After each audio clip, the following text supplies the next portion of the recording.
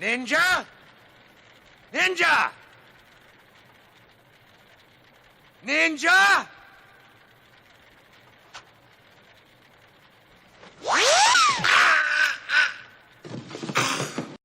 It's 11:59 at Radio Free America, and this is Uncle Sam with music and the truth until dawn. Right now, I got a few words for some of our brothers and sisters in the occupied zone. The chair is against the wall. The chair is against the wall. John has a long mustache. John has a long mustache. It's 12 o'clock, Americans, another day closer to victory. And for all of you out there on or behind the lines, this is your song.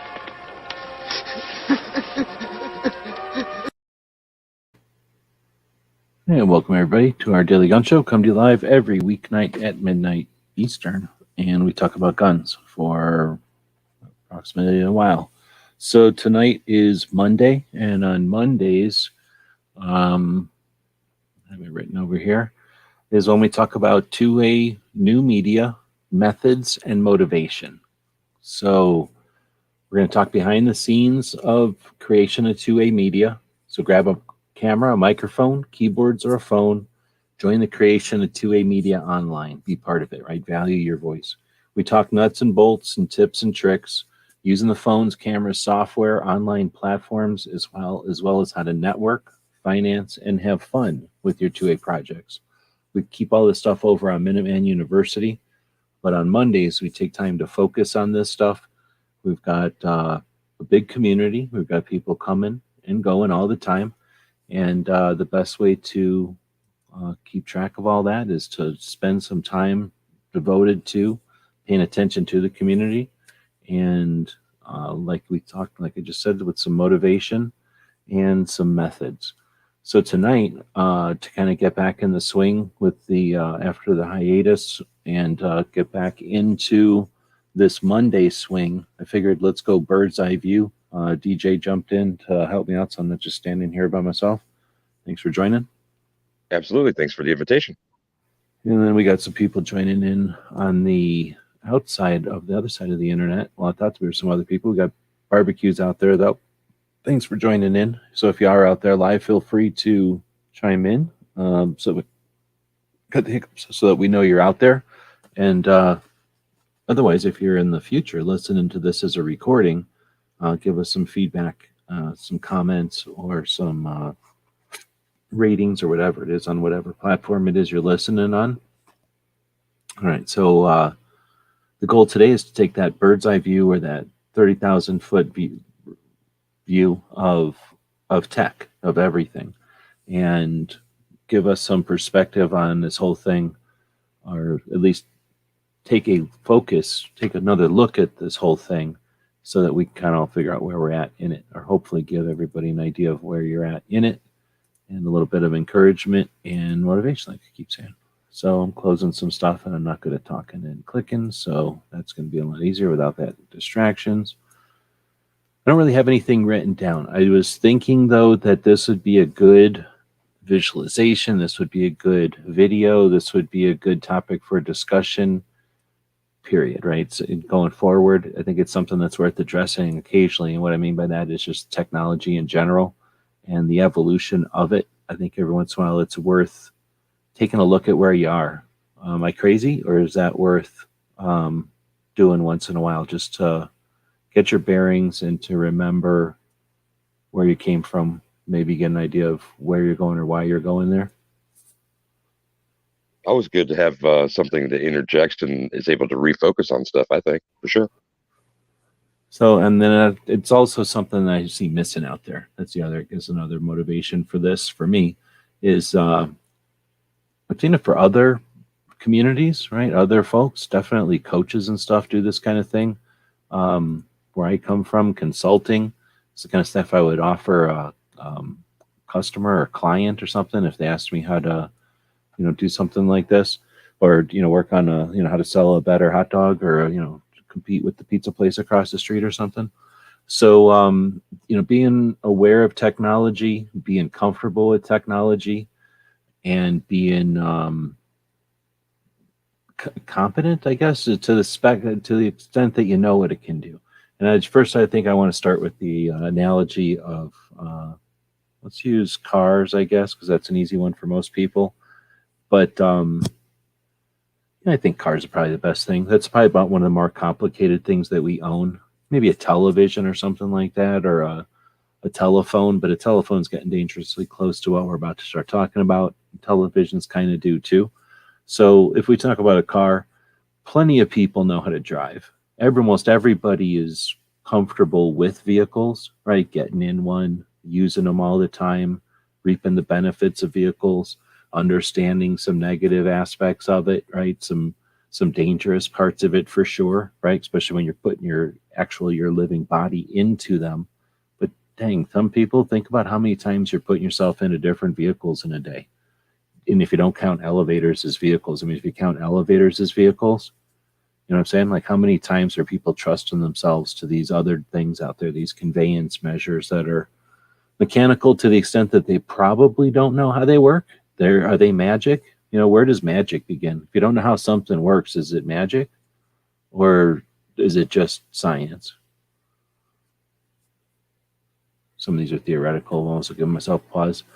I was watching a thing today about some other stuff. Well, I guess I don't get into too many tangents, but basically that idea is that your people are going to be comfortable with driving. They're going to be comfortable with maybe fixing their own car. Some people take it to a mechanic. It's not like, oh, I don't want to work on my own car, so I'm going to take it to a mechanic. Is that like a done deal? I'm done. I don't have to think about it anymore. I'm just going to take it to a mechanic. No, now you have to worry about what mechanic to take it to, which time you take it to a mechanic, and which time you take it to your brother-in-law, right? Which time you take it to the dealer, and which time you take it to the cheap place, or which time you can attempt it yourself, which time you watch a YouTube video, right? We're getting across, like, there's different layers to the car ownership or to being involved with vehicles in your life. Some people get way into them, right? They buy their cars all broke and junky and broke down, some specific car they want, and they put it all back together just how they want it, and it's customized.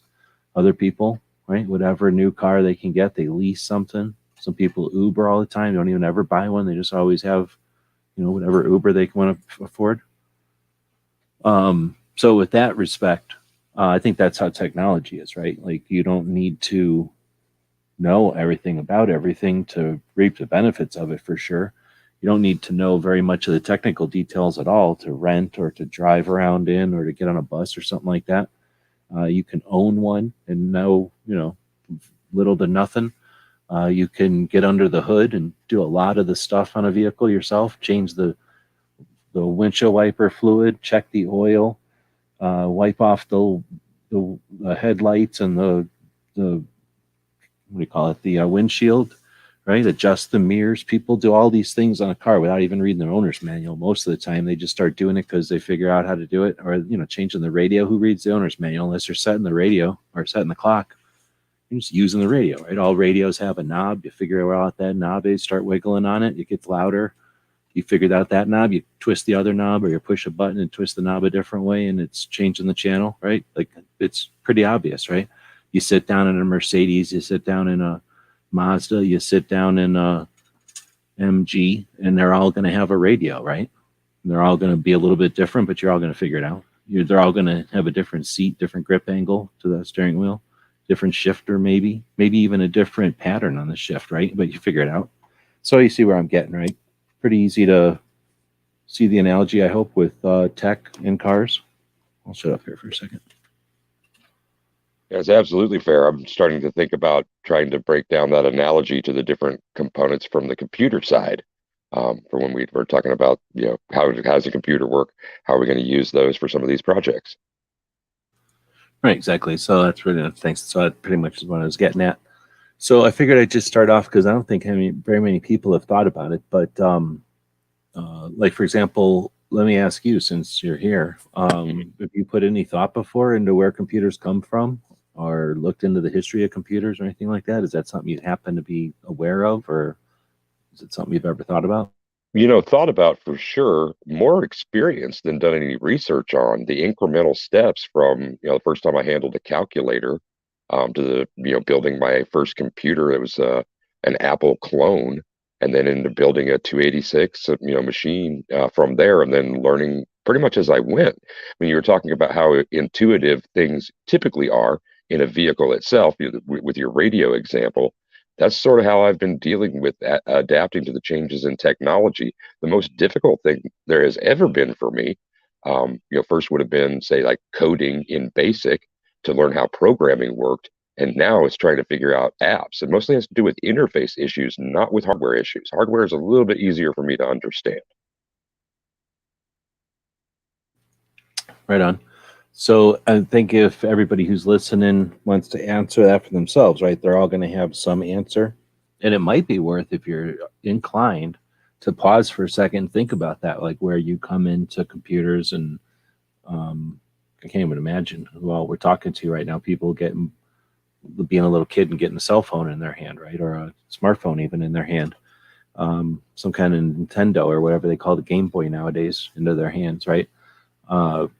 We went through entertain yourself in the car, like shut up, here's a book or whatever you can read, right? Or do some kind of game where you punch people looking out the window, which kids don't even know what I'm talking about, right? Then there was Game Boys. Well, actually, way before that, there was like little LED things. Then there was Game Boys, which were like night and day. Then you had TVs in cars at some point. Like I never had that kind of stuff, but there was like, DVD players or something in cars at some point. And now you've got little cell phones, which are just streaming internet, right? So they're watching whatever they want, cell phone or games or movies or TV shows or whatever. Probably anyway, it's a whole nother thing. So, that evolution there is an aspect, I guess. Somebody had to jump in there somewhere. I don't know where I was going with that one. It's going to be a lot of that tonight because I don't really have this planned out as much as like just in general to pause, talk about what we're talking about. We'll talk about what we're talking about, pause, and then kind of start at the beginning to give everybody an idea of, at least in my concept, where this stuff all comes from so that it's a little bit easier to figure out. I'm going to pause for a second again and go, if you were taking driver's ed or something and they showed you how the wheels work and how the wheels have, what are they now? Whatever the thingies are that turn. I guess they're not axles. They're the, I don't know what the things are called, the knuckles or something, whatever the wheels turn on, right? And the hinges or whatever the axles are, or whatever, what I'm talking about the back wheels. Let's start with the back wheels. You got your wheels hitting the ground. You got your tires, right? You got your rear axle. You've got your drive shaft. You've got your differential or whatever, your transmission. You got these things that accomplish the general tasks of delivering energy from the engine down through, to the tires. And once you've got that concept, you don't have to know how it fits together. You don't even have to know how a transmission works.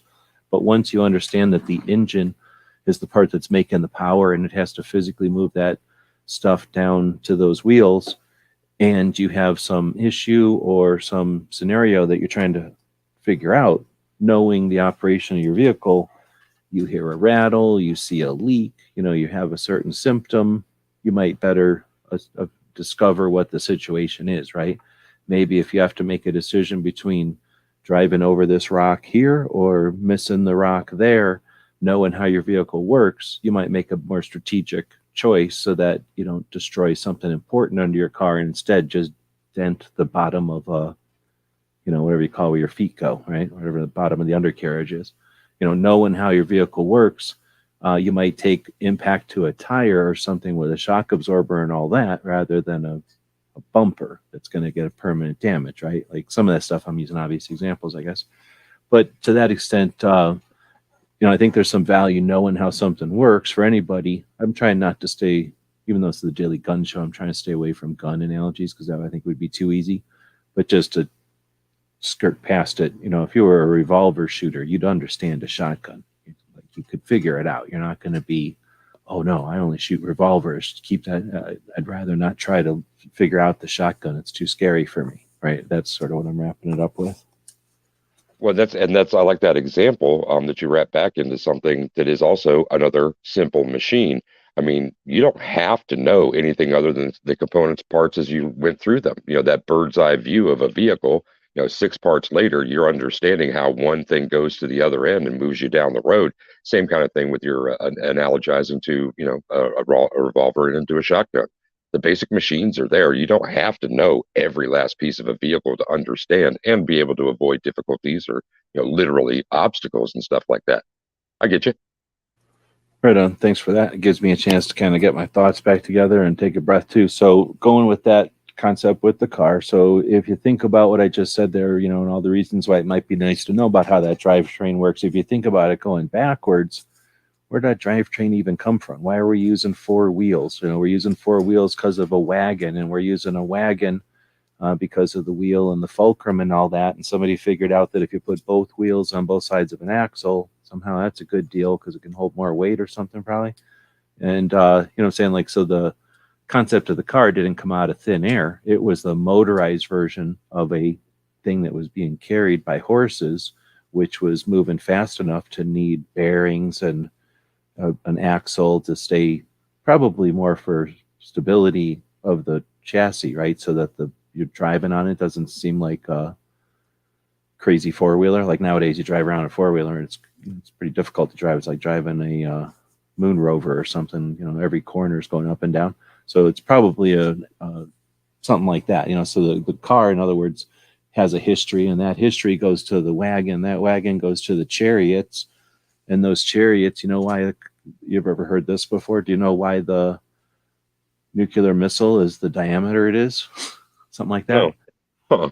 Nuclear diameter, most things are the diameter they are, or until probably still, most things that have to go across the country are the diameter they are because of tunnels, and most tunnels are some factor of the width of a horse, and most horses are a factor, or because of the factor of the width of an axle or a railroad track or any of that stuff. And all that stuff is from a horse, and all that stuff is, or from a chariot, and all that stuff is from the horse. So basically it all comes back to the width of a horse, because there was chariots, and then there was wagons, and then there was carts, and then there was cars, and then there was, railroads and everything. So all this stuff, it's just they were doing whatever they had been doing except more. So if you look back, sometimes seeing those pieces gives you some insight, right? Gives you some ability to see it as a bunch of Lego blocks and to go, hey, wait a minute, if it's just a bunch of Lego blocks, it doesn't have to look like a castle. It can look like a skyscraper, right? It doesn't have to look like a semi-truck. It could look like a bulldozer. I can use these components and do the next. And that's really how I'm going to attempt to explain how the internet's about to happen. So do I got an ulterior motive for this? Yeah. We're sitting here in 2022, and we're not sitting here in 1982. If we were having this discussion in 1982, would we still have anti-gunners going after our property? Yes. Would we still have anti-gunners suggesting that our property is some negative connotation on us, that we have some association or some, something to do, some relation with the criminals? Yeah. I mean, that was their tactic, right? What do we got different between now and 1982? Like pretty much everything, right? Like a lot of things, but there's a heck of a lot of stuff that's exactly the same. Were we still eating peanut butter out of a jar with a knife? Yeah. You know what I'm saying? Did that peanut butter get built on some kind of schedule with a freaking blah, blah, blah delay and blah, blah, blah, so that the factory didn't have to worry about making peanut allergy trees and blah, blah, blah? No, probably not. Back in the day, it was probably just peanuts going into a place and somebody cooking them and then somebody smushing them, somebody bottling them, and somebody dragging them over and them sitting in a warehouse somewhere until you ordered some, right? Or your store ordered some. So thinking about, that, hell, where was I going with that? Let's go back to this whole internet thing and hopefully give you some idea of the Lego blocks it's made out of, so that you're just stronger than somebody else who doesn't think about this stuff. And it gives me a chance to explain it, because I'm probably going to try to present this thing a little bit better for the other channel, just because it's something I've been wanting to do. But this is pretty much the result of just watching a bunch of documentaries and listening to different explanations of various things that end up explaining some core pieces. And I think it's worth having all the core pieces explained together. So if anybody's watching this and wants to timestamp, like 20 minutes in is when we actually get to it. Let's say 20 minutes in is when we get to it here. So I asked DJ where he's at, and he's pretty much probably like most normal people. Like you started worrying about computers whenever you guys got one or became aware of them in a movie or something. But as you can imagine, computers came around a long time before that. So I'm not sure what exactly you'd call the first computer, but it's probably something like the abacus, right? Mhm.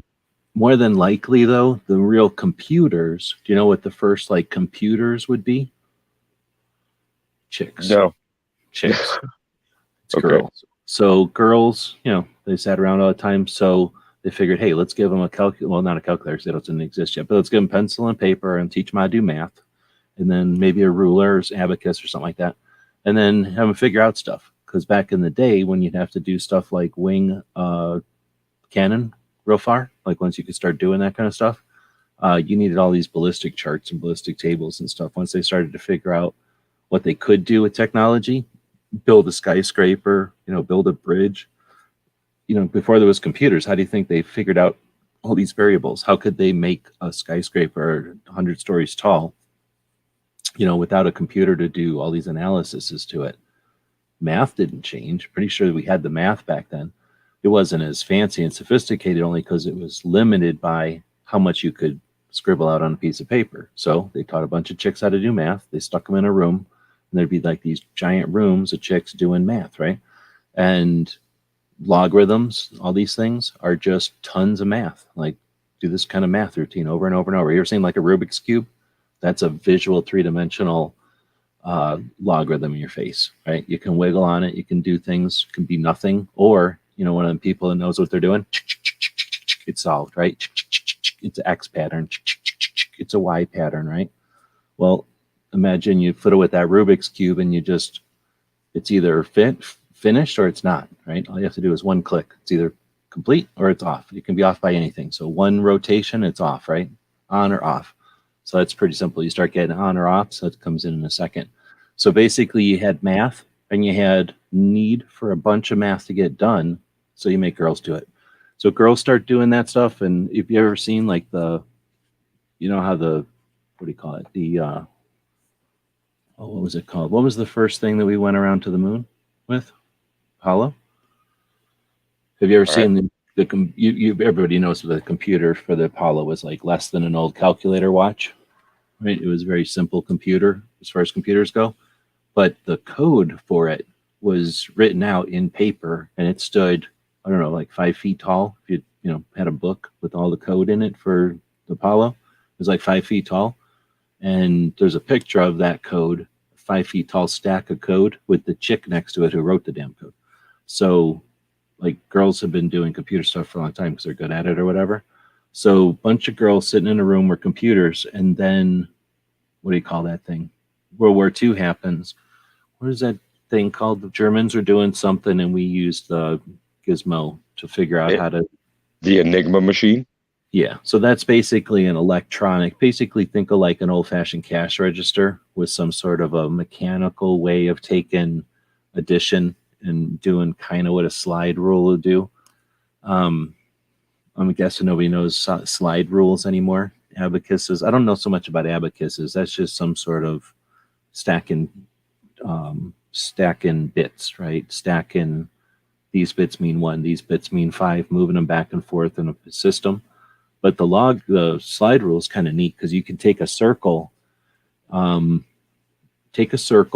This is how you create a side roll. You take a circle and a rubber band, and you take the one end you snap the rubber band so it's just a strip of rubber, and you take the one end of it and you stick it to the 12 o'clock on the circle, and you take the other hand and stick it somewhere else so it's stuck to the wall or something.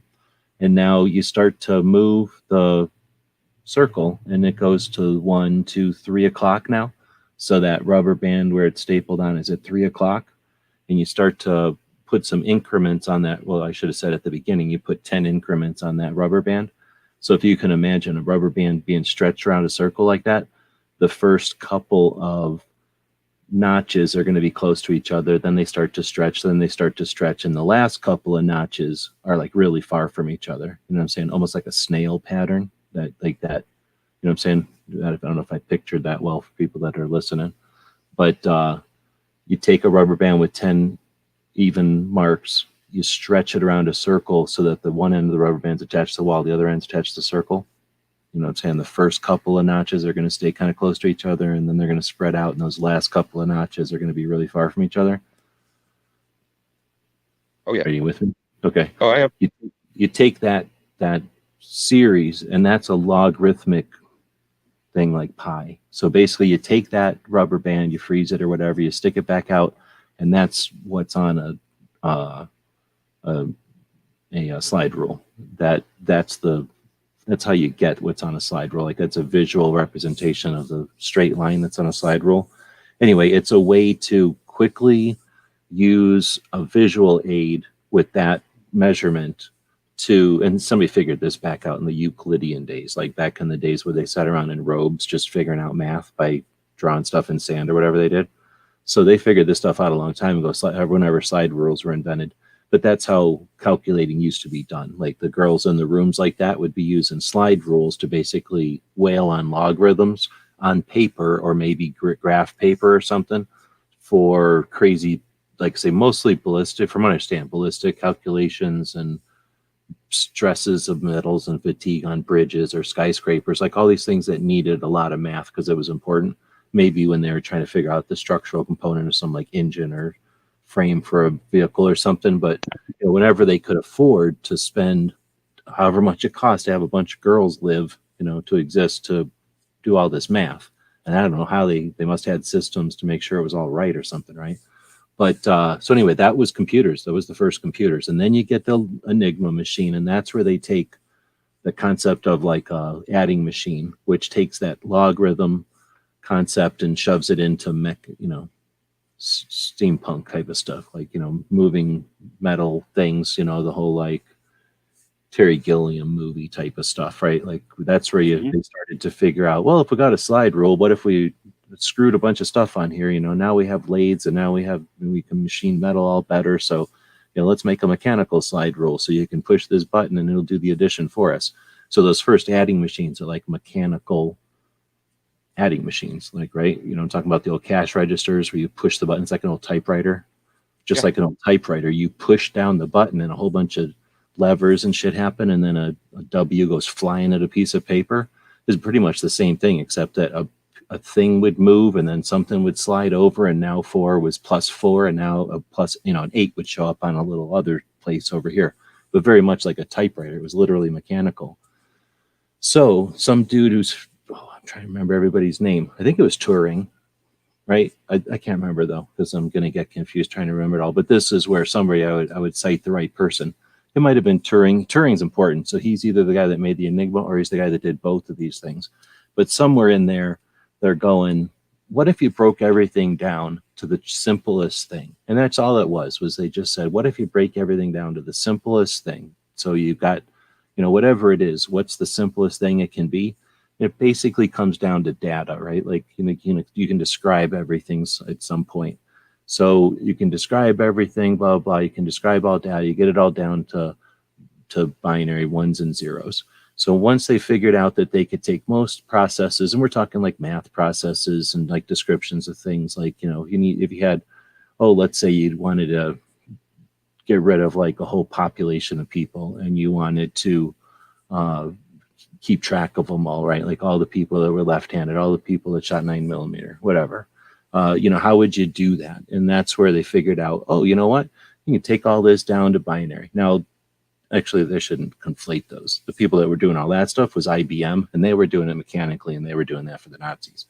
But on our side, the good guys, they were figuring out, how can we take an Enigma machine, which basically is a mechanical version of a room full of ladies, and how can we turn that into a more easy to deal with process? And as soon as he figured out that he could do pretty much all these processes, or first he figured out he could drop it all down to binary switches, right, on and off. And then you figure out, I don't know, are you with me now? So basically we went from, we needed to get stuff done, and we used to just woman power through it in rooms full of ladies. Somewhere they figured out, well, we can make a big robot do it. Let's make a mechanical robot do it.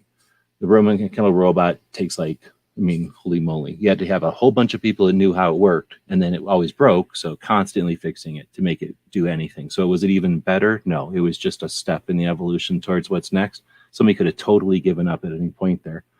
But I think it was Turing goes, let's make this even simpler. Like, let's figure out what this mechanical machine's doing. Probably, I think he was actually doing a lot of things in his head, but probably like, how can we make that machine simpler, right? Like, what's the key pieces of that?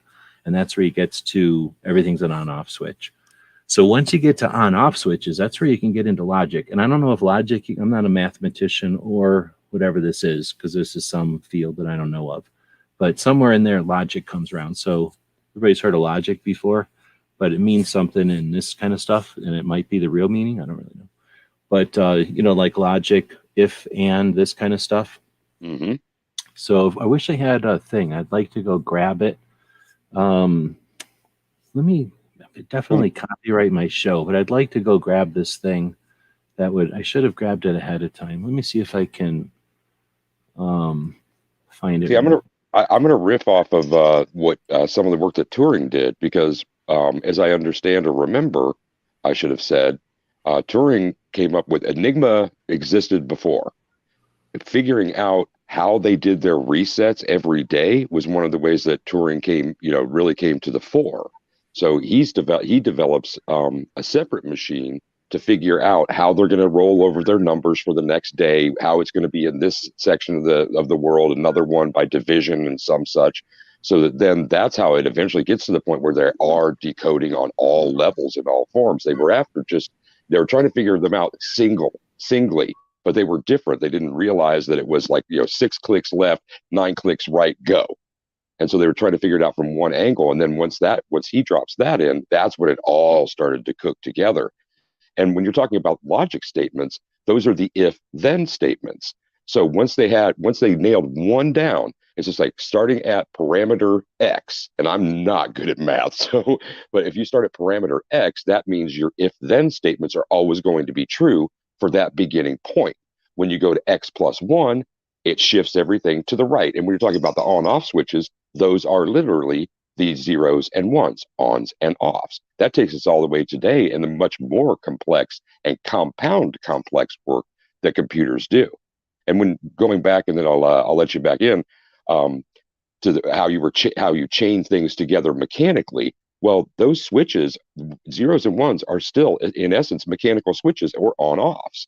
So when somebody thinks of like an old school typewriter, and here's an if-then statement, if you press this key, it creates that hammer strike on that page against the platen. So if then push, you get an X.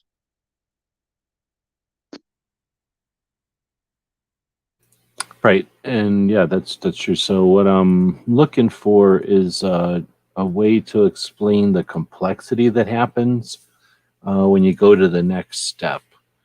So I'm going to try to screen share here, and this is probably going to copyright it because I'm looking at somebody else's video. And I haven't watched this video, so I'm going to see if it's looking like it could be the right one, though. I'm trying to explain what I'm trying to explain here. So you've got this concept of like, okay, we can simplify everything down, and then we can, assuming we can take everything down to plus and minuses, we can come up with this logic. So logic is like, if there are two things, then yes, and if there's one thing, then no, or something like that. And then it can get more complex, like when 3 things exist after 4 things, then the second time around it'll be 0. You can get into these weird complicated things. You can reference things back on themselves, and then it gets super complicated. So mathematicians used to like to play these little puzzles and games, and it's like they figured out little projects and little things, kind of like doodles for mathematicians to kind of postulate on and to figure out if that gives you some insight into something, or kind of like how they figured out pi, I'm sure. So this is back at a time before computers still, and when mathematicians are still figuring out that they can do things with on and off switches, right? Or that you could basically, I think the way it went down is they could figure out that they could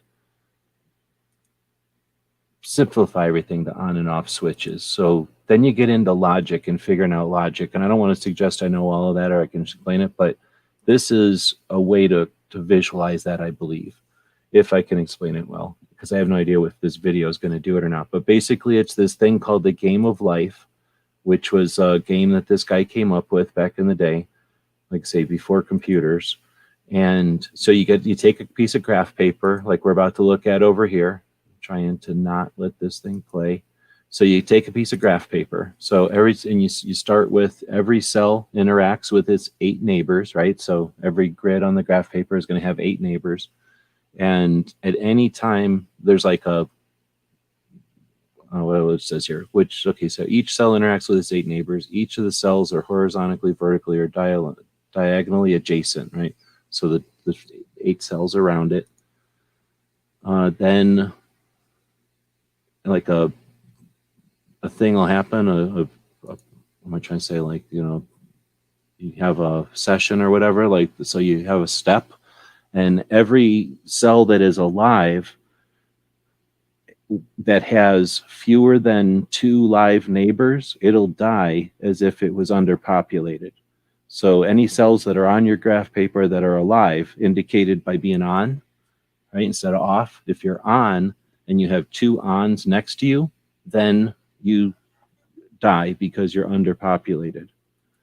If any cell that's the first rule. The second rule is any cell with 2 or 3 neighbors lives, right? Because they got enough, everybody's happy. And then the third rule is any cell with more than 3 dies, such as overcrowding. So the overcrowding is just a way to conceptualize it. But basically the rules are 2 dies, 3 lives, more than 3 dies. And then I think there's a fourth rule. Any dead cell with 3 neighbors becomes alive as if it was reproduced. So there's 4 rules and a piece of graph paper, right? So it's kind of like, at the time when they're figuring out you can simplify everything to on and off switches. So you're still with me?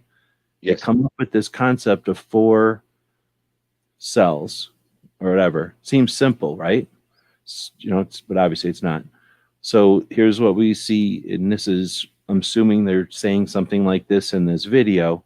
So here's your graph paper, and you've got, I want to call them steps, or there's every, what do you call the next step? Like every generation, like they're gonna, you got to adjust the board every generation. There's like steps. So your first step, you got to start with something. So, you start with something. That's the Big Bang or whatever. Let me hit this button.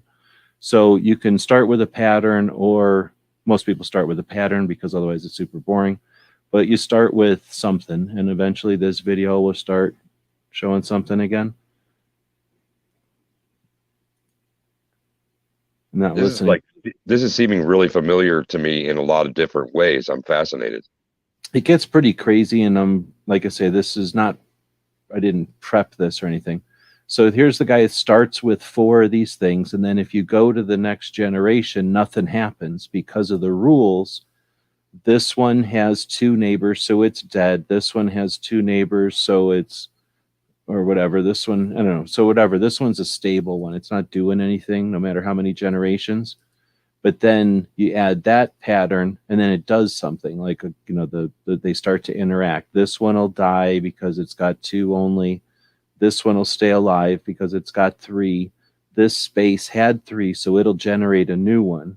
So I'm not doing a great visual here, but basically things will start to happen when you go through the various steps, because each of these things will have a consequence to the next step. And you know what I'm saying? Does that make sense?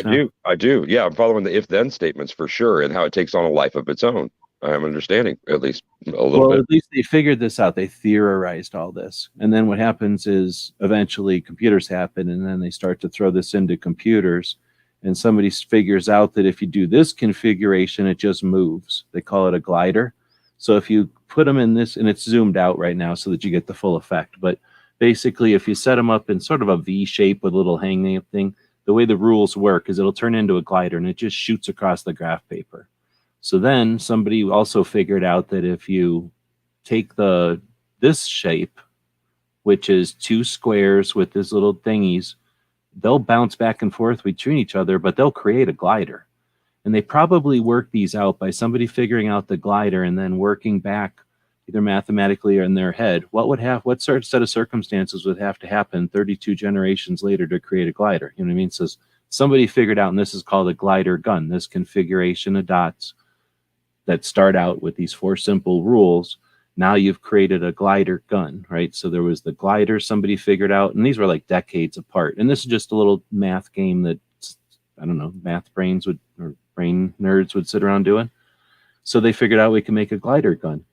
And then somebody went, all right, well, that's interesting. So what do you do with the thing that shoots out stuff? You can put another one over here, and now they cancel each other out if you shoot them at each other. And that becomes logic. So now you have ways to create gates and if-then statements. So now you have switches, and now you have basically you create situations where if you zoom out, you can create big enough situations. I don't know if this is making good sense because I'm not describing it as well as somebody who's actually trying to get the point across here. But this is sort of conceptualizing that once they figured out they can bring everything down to dots, and once you could do computers pretty quick, which was kind of fast forwarding here, like you can get pretty complicated pretty quick. And it's kind of neat because the stuff that creates all this stuff, or it's sort of like Mandelbrot sets. When you figure out that this whole thing is working off of rules with graph paper, and you start to incorporate logic into it, this zooming out like this is showing you a complete computer, like a 486 computer that's probably running this, which is creating these even bigger things. It gets pretty nuts. Like you know how people go like, oh, this is a simulation or whatever. Like this little game here got so complex that people have gone in and created like just giant things in here with those 4 rules. And then there's whole other ones that just use 4 other rules. But I don't know if that was a bad explanation, probably a waste of a couple of minutes, 10 minutes even of sidetrack there. But there has been, if you check out Conway's Game of Life, there's definitely some good summaries of that I just can't play because they'd copyright me. But that's this concept, and it's an interesting like phase there where binary and on-off switches and RAM and everything, that's kind of where that all comes from. So anyway, that's my transition there. So basically that's where you go from these rooms, ladies, into the mechanical computers, them figuring out that once you can simplify everything, it can get really complex coming back the other way. So if you simplify, we need to get this and this and this done, it can be this many math equations, and this is how we get these math equations done. And so now you've created a tool that can listen to the on and off switches. Well, now once you they kind of figured out, oh, if we got a thing that can do on off switches, what else can we do? So then they started to create physical logic, and that's where you get pinball games, and that's where you get some of the fancy calculators and things that if you look at them, they've got everything soldered together underneath, like physically with wires between everything. That's where you start to see electronic logic, but without any kind of tubes even. I mean, I guess old-fashioned stuff with tubes is similar. Radios, I don't know where radios fit into all this, but somewhere along there, radios horked all this info probably too. But right now we're talking going from mechanical things into tubes and stuff, and tubes and those pretty much we're about to hit integrated circuits. But at the beginning, all those things like resistors and all the stuff, diodes. Component parts of circuit design. I'm following. Yeah. Like all the actual the non-integrated things, the things that existed first that were in tubes and then finally in other materials. But basically what they were trying to do was just figure out like, okay, if we've got a bunch of these bits and if and statements and this or that kind of stuff, how can we throw this around? So then they figured out, I got one. Where the hell is it? Damn, I actually have one. Where is it? Oh man, I should go try to find this. Here, riff for a second, and I'm going to go see if I can figure out where the hell I put this thing, and I'll go try to find a piece of physical memory. I'll be right back. For sure.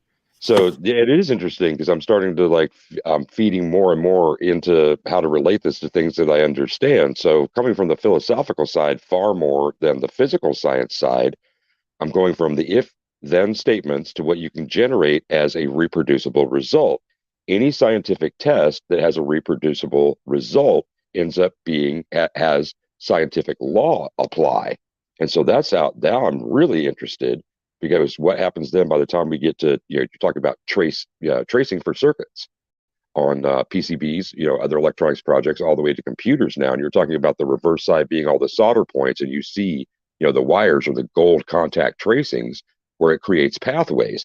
Well, all of those pathways are a bit like what's created from the life engine example. It creates channels, the gun going off in this direction, and that creates the ability to determine where the next points are going to be, to then, in between those points, create relays that then will push things into other directions, and each one of those directions can then be redirected or diverted to a separate location. And because of its predictable nature and the fact that it's based in reproducible result and therefore scientific fact, is that's reliable.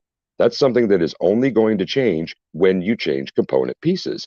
So as we're stepping up past, pardon me, as we're stepping up past the earlier stages, and we're going into like the example that you were using with tube technologies, well, each of the things on those old trace boards, things like mentioned, resistors, capacitors, those are things that affect the electrical signals. So when they are regulated, things like voltage, you can have a voltage drop here because it's going to have this when you're going after an intended effect.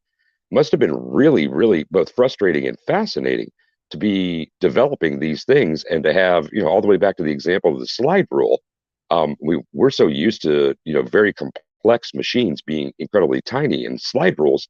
I didn't have any experience using them, but I certainly saw them like in films or in, I don't know, somebody's pocket protector if they were an engineer. But back when I was a kid, sort of thing, as examples of ways that complex computations can be done quickly.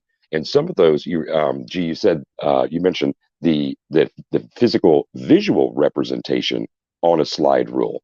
There always has to be an interpreter for that sort of thing. So once those calculations become a pathway that you want to establish, then the computer, its brain, begins to replace the need for all those ladies in the room with the punch cards. That was another thing. We didn't touch on it, but in one of those transfers of technology, it was the CNC machine. It was a computer number calculator or complex number calculator or something like that. That was like a key punch system where machines would and only could interpret the data sets on them as being holes. That's pardon me, holes in a card. And Right. that was like something. That was sort of like what we're talking about, but that was more like your steampunk. That's when the hole would have like a finger come through it or an eye look through it. Absolutely. And then that would be like transfer it along or whatever. But yeah, that's basically what we're talking about still, is the physical stuff. So this is what I was thinking about. I just can't figure out where I put it. But I bought one of these things off eBay one time when I figured out what they were. So basically you can kind of see it in use here a little bit. These things would be so when you see these old computers back in the day, you'd see them as big as a room, like this one here. Right? I don't know if that's coming up very good. But when you'd see the old computer rooms that were the computers as big as refrigerators or whatever. Okay, what we're seeing inside of there, often what was inside of there was something like this. I don't know how well this image is showing up or not. But, there's like these drawers, right? And the drawers are full of weird stuff. And then the weird stuff is something like this. And if we open that thing up, where's a better picture of one? This is a pretty good picture of one, I think. No, that's not very big. Oh, that one's super big. So let's open this one up. Open image in a new tab. So if we zoom in on that, right? Mm-hmm. See what we're looking at? We're looking at Cheerios made out of metal. And we've got a connector over here on the left, which is in a piece of Bakelite, and it's something like a, I don't know, what is that, like a bobby pin? I mean, it's way smaller probably, but some sort of flat piece of metal that comes through the Bakelite. It's attached with a piece of little wire. And what does it do?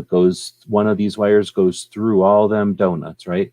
And then this other wire comes along and is fed through the donuts in some sort of shape.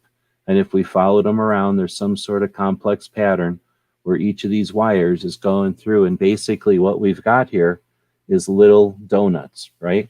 And the way this works is, you know what we're looking at here?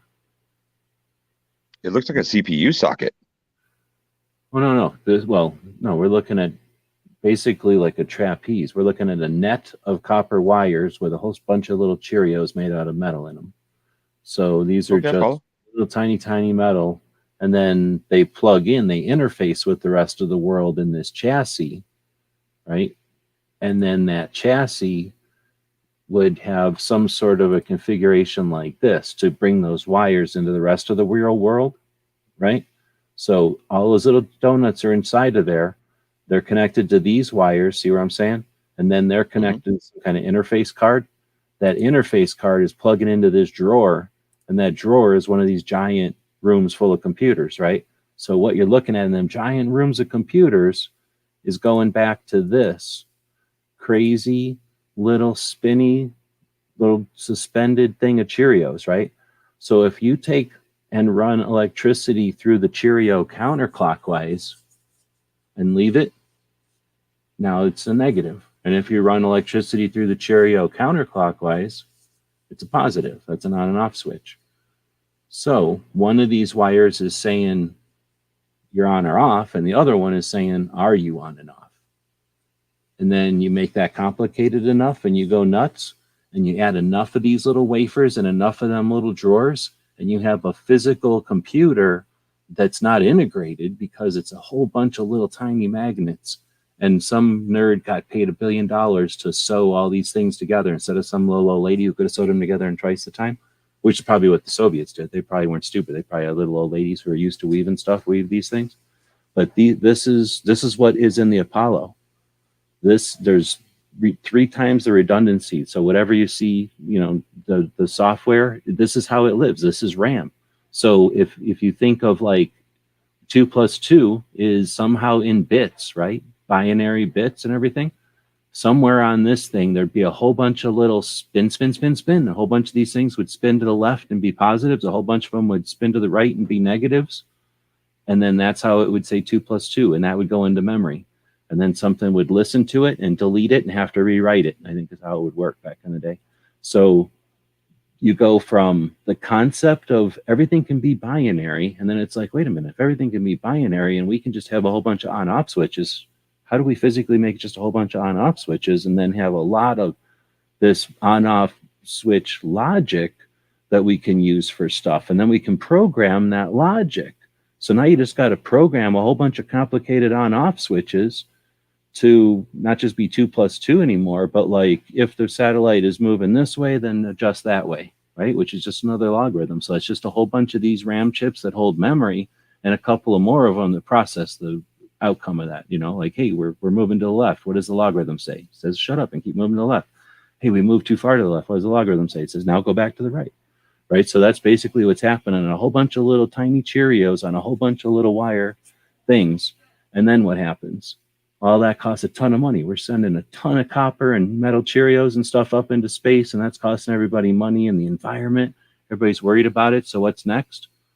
Oh, what if you cram all this tiny into an integrated circuit? And I don't have to get into all that, but basically all an integrated circuit is this really small, right? Really small. And where you make it with robots with microscopes. And it's really small.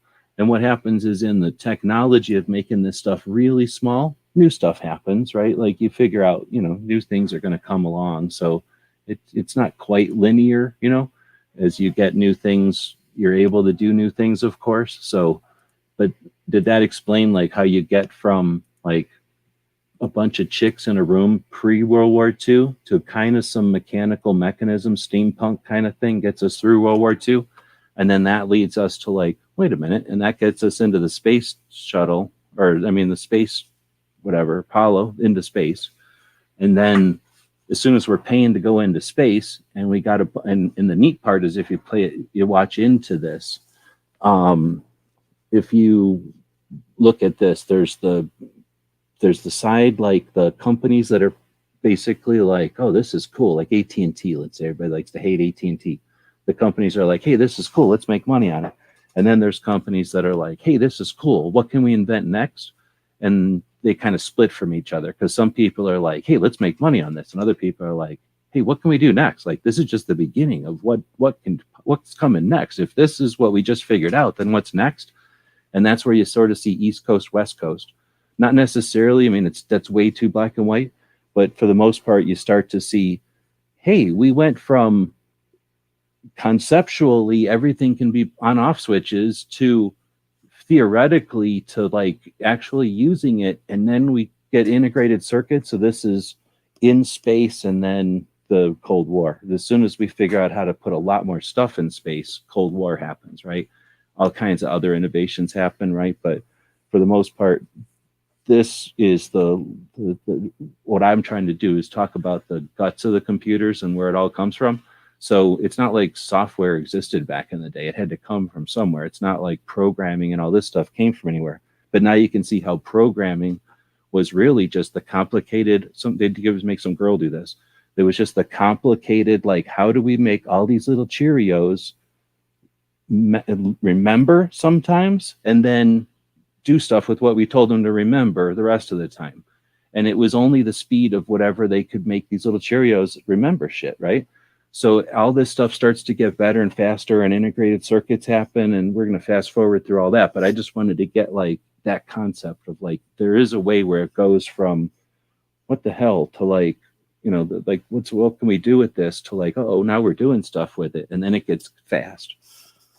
So I'll stop here and let you ask questions or catch up, or if I'm going too fast or what. Well, and the scale reduces. I mean, literally talking about, first computers being, the size, if you're in Bletchley Park and it's Colossus, the thing is huge. You talk about how many thousands of vacuum tubes. Those are like literal relays, and they still are today, but they're not the same mechanical style relays. And so, you go from a room full of, people and punch cards or tape or whatever else down into one smaller form. It's like form factor shift.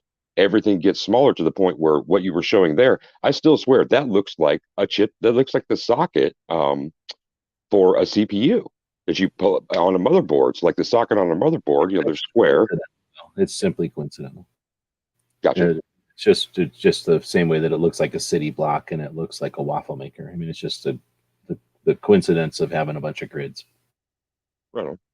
But it really doesn't have anything to do with it, because it's not, I mean, that's not even one wire going into a circuit board anymore. Like, that's the equivalent. There's no way to compare. That's like a kernel of corn versus all the bread made in a year today. You know what I mean? It's a totally different thing, because this is literally, that's a bit of memory. That thing that we looked at, which is a ton of those little circles, that's one bit. That whole fucking thing, when I say it's 2 + 2, that's really wrong. That was the number 2. That whole thing could be the number 2 in a giant program. So a whole program could only be 64 characters long. Like, they just did amazing, complicated stuff. Anyway, so we're kind of talking parallel or cross things or whatever. But anyway, the in the big picture, though, I'm trying to really get people to not be scared of this stuff and just understand that it all just came from like basically garage stuff. Like, theoretically, if it's all zeros and ones, can we just turn magnets on and off, like, and remember what the magnet said? No, but what you can do is turn magnets on and off and then ask the magnet what it just was, and then remember and tell the magnet what it was, so that when we walk away, it's still on. It was just like, they could say like the awareness and materials at the time allowed them to do this. Part of it was also like they can only go with what they had before. So if they went to school and learned XYZ, they're going to expand on XYZ. But as this stuff started to get bigger and bigger and bigger, more and more branches, then there was it started to be exponential, the amount of diversity. So it started to split or whatever in lots of different ways. So I just wanted to again get to like the next thing that I think is neat is so you go from this concept of computers were big and kind of not really mechanical or kind of steampunk, but they're just, the old-fashioned electric version of steampunk. Then you get to integrated circuits, things change, everything, like you've seen, is getting smaller. And that's when you go to college or whatever, and you're learning what to do with a computer and not how to build a computer or like how to maintain a computer. A computer isn't the size of the room and needs 8 technicians, like you're saying.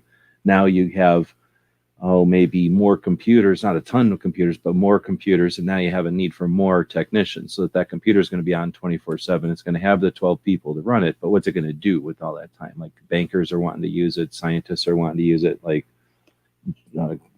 architects are wanting to use it. More and more people are wanting to use it. I'm sure bankers wanted to use it or something. So if they had computer time, they needed more and more people to deal with them. And I'm sure to some extent you're going to go to school to learn computers, to learn how to build new computers or design new computers. And that's what ended up happening. So then you get the people who are learning how to work the things that exist. And then you get the people that are innovating the next. And that's where your Gates and your Atari and your Apple, Microsoft, I should have said, Microsoft, Atari, all them people, was that the 70s? So, Cold War is happening. Cold War is feeding innovation. A lot of people are becoming engineers and building bombs and stuff, but other people are building radios and electric guitars and that kind of thing. And, a bunch of them start to build these computers and that kind of thing with these integrated circuits. And when integrated circuits take rooms of computers and put them into something that's possible to build, you start to get the builders. And that's where Microsoft comes into it. And that's where operating systems and that kind of stuff. So, originally you built the entire thing from scratch for yourself. And then you maybe built 2 or 3 of them. So, you told your friend how to use it or something, or the other school how to use it or something.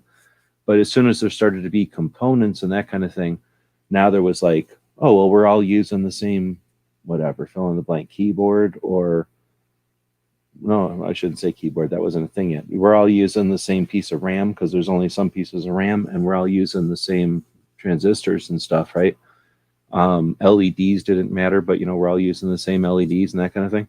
So I can source this stuff cheaper if I buy 20 of everything, and then I'll go to the club and everybody buys, if somebody buys 18 of these, then I can build them. I mean, we can all build them for half the price that we would. Well, nobody else was building them, so that's the only way they could get them built back in the day. It all comes from 1 or 2 chips finally getting cheaper, thanks to the space and all that. Probably thanks to military, thanks to aviation, all those kind of things that needed lighter and lighter weight stuff in the air. That created demand for smaller and smaller stuff. So the people that were content to just sit were like, oh, we could just sit or make more money if we make it smaller. So let's just take what we got and make it smaller. That created an opportunity for those homebrew guys to take their computers and make them. And as soon as you start making computers from components, they're not quite off the shelf, but we're just going to say off the shelf. But back in the day, computers didn't have screens yet. They didn't have keyboards yet. They basically were just boxes that with LED lights on them, or not even LEDs. They were actually just lights, but they were just lights, and you would use a bunch of fucking on-off switches, and you would make the thing blink lights, and they would all be nerds at each other and go, "Oh, look, I made it blink!" And things would be happening, but that's how boring they were. They also had to be responsible for interpreting those results. I mean, it's only been like 50, 60 years since there was a keyboard interface. I mean, we have all kinds of interfaces now. Exactly. So then they figure out keyboards, they figure out mice, and all that stuff starts to happen. But what I'm getting at is right before all that is when they were still playing with those lights, is when they figured out from those components that one of the components is the thing that lets things talk to each other. And even before there was mice and keyboards, there was other stuff that needed to talk to each other or have a consistent code. And that's where the operating systems, that's where BASIC comes from. So BASIC was basically, hey, when the thing all turns on and says, what's up, right? Like the things can turn on and go, hey, I'm a CPU, or like, hey, I'm a piece of memory, or like, hey, I'm a hard drive, or whatever they are, right? They can all say that. I forget what that's called. Well, let's call that like the hardware wake up. Then you can tell some of the hardware that's plugged it all together physically to go, hey, when you've got stuff plugged in, give me a thumbs up, right? And then you call that, let's call that the BIOS, because I think that's what it's called. So you've got your hardware all waking up and maybe throwing you a light, like, hey, I'm happy. Blink, blink, blink, blink, blink. And then it goes, what am I plugged into? Because there's something plugged into me. Oh, hi, BIOS, what's your name? And then that's where your motherboard, right, goes, hey, hard drive, hey, thing, hey, whatever. Welcome to whatever. We live here. Now we're a Dell, whatever, right? Now we're a Toshiba, blah, blah, blah, right? Now we exist. Well, then what are you going to do? Unless you're some kind of computer nerd, you need something to do something with all that. That's where eventually Windows comes from. And I fast forwarded, I don't know, probably 3 to 5 decades right there. But basically, that's where you get to where we're at. So you start with a bunch of girls in a room with slide rules. Some kind of robot tries to replace them. Pretty soon they figure out you can do something with that. And then you create a bunch of logic. And then, wow, it gets pretty big in here. We can do a lot of stuff. As soon as they start to taste that at the big level, boom, it goes home with some nerds and kids playing games, literally.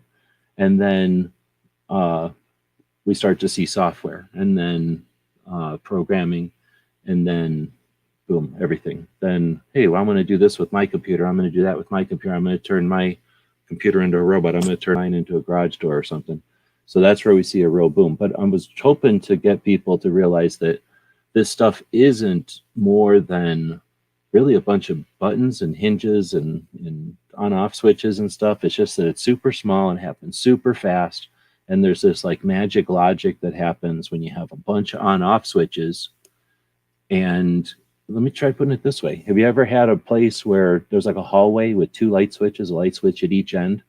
So light, and you flip the light up and it's like, dang it, now it's up over here. And over there it's down. And then you go run over there and you flip it and it's up. And I don't know how that worked anymore, but I remember having a couple of places like that where it would drive people nuts. And they'd be like, oh, it did me too. There's like every once in a while you could get them both down. It's sort of just that, it's sort of just the idea that once you've got that situation where there's this like situation where there's 2 light switches and 1 light bulb, there's sort of a rule in the house, right? Like it has nothing to do with the light switches. It's beyond that, but it's because human beings are interacting with that light switches that if you flip that thing and mom's downstairs doing laundry, you're in trouble. Like you better not be flipping that switch the other way. Like it's, she wants to flip the other way when it gets to the top of the stairs. And that's the kind of thing where you get computers. Like there was this simple stuff, and then you get a bunch of clever people and bored people and people that should have been doing something else maybe. And they figure out, oh, wait, if you hold it this way, you can do that with it. You flip it around the other way, you can do that. And it's really developed since then. So it's really nothing more than a car. It's nothing more than, the car ain't nothing more than somebody was working on an engine. Somebody was working on, man, I don't like the way the windows are. I can make a better, more soundproof, more weatherproof window, or I can make a window that smashes better. I mean, every little detail of a car that we have today is just the result of the evolution of a bunch of stuff. Same with these computers. And hopefully that gives people some sort of, confidence or like more interest in just jumping on it, because it's not that tough. At least, I don't know, it's tough to say that because I've been playing with them a long time, but it just doesn't seem like it needs to be that tough. Let's put it that way. A lot of people think there's a lot of magic going on in there. So let me know, give me some feedback. I've got a kind of an idea of where I wanted to keep going with this, and we're right about an hour, so I could just as easily leave it here. We don't get a ton of, there's actually nobody watching live. I think it's just you, me, and Woods.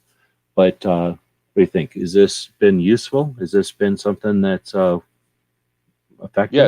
Yeah, as an introduction, I can see, up to this point, things are making sense for, stage 2, 3, and beyond. A nice, concise way to get to it, starting with this first few examples and getting us into almost the modern era. So, digging it. So I think what I'd also wanted to approach, I don't know if it's like the same thing or if it continues on from there, or if that was just sort of like the first, swipe. Maybe it's like chopping down a tree where it's going to take a couple of different angles to accomplish it. You got to start somewhere. So, if we start with computers are just fancy mechanisms, right? They're just super complicated and they're super fast, but they have to work with humans. So we have an interface with them that is only as complicated as we feel like dealing with at this point in 2022, at least. Back in the day, yes, it would have been much more difficult to even have access to a computer, and you would have had to be some kind of brain nerd to want to learn all the way, the what's the word, like um the specific way, like, each one had its own proprietary, sort of, I was looking for a proprietary way of interfacing with it. I mean, we technically have that today. iPhones are going to be a little bit different than an Android phone. That's their proprietary interfaces. But back in the day, it was way more difficult to get knowledge of or have access to knowledge of the proprietary interfaces. So, computers get better. They get IBM turns into Apple and Macintosh, and then Windows, blah, blah, blah, the internet. We have all these options. Nobody even cares what kind of computer you have today. We really just use it for the internet and that kind of thing. But, we went through, and a lot of people that are old enough remember going through the, which are you going to use, IBM or Apple? And then are you going to use a PC or a Mac, right? After IBM and Apple kind of both evolved, or I guess IBM lost its control over the domination of the market and other brands came to the scene, which is super interesting, but I won't get too far into it. That gave people the idea that you could choose between which major interface, which proprietary structure you wanted to use to get into your computer. Most computers, there's always been open source, and that'll be a bigger thing going forward.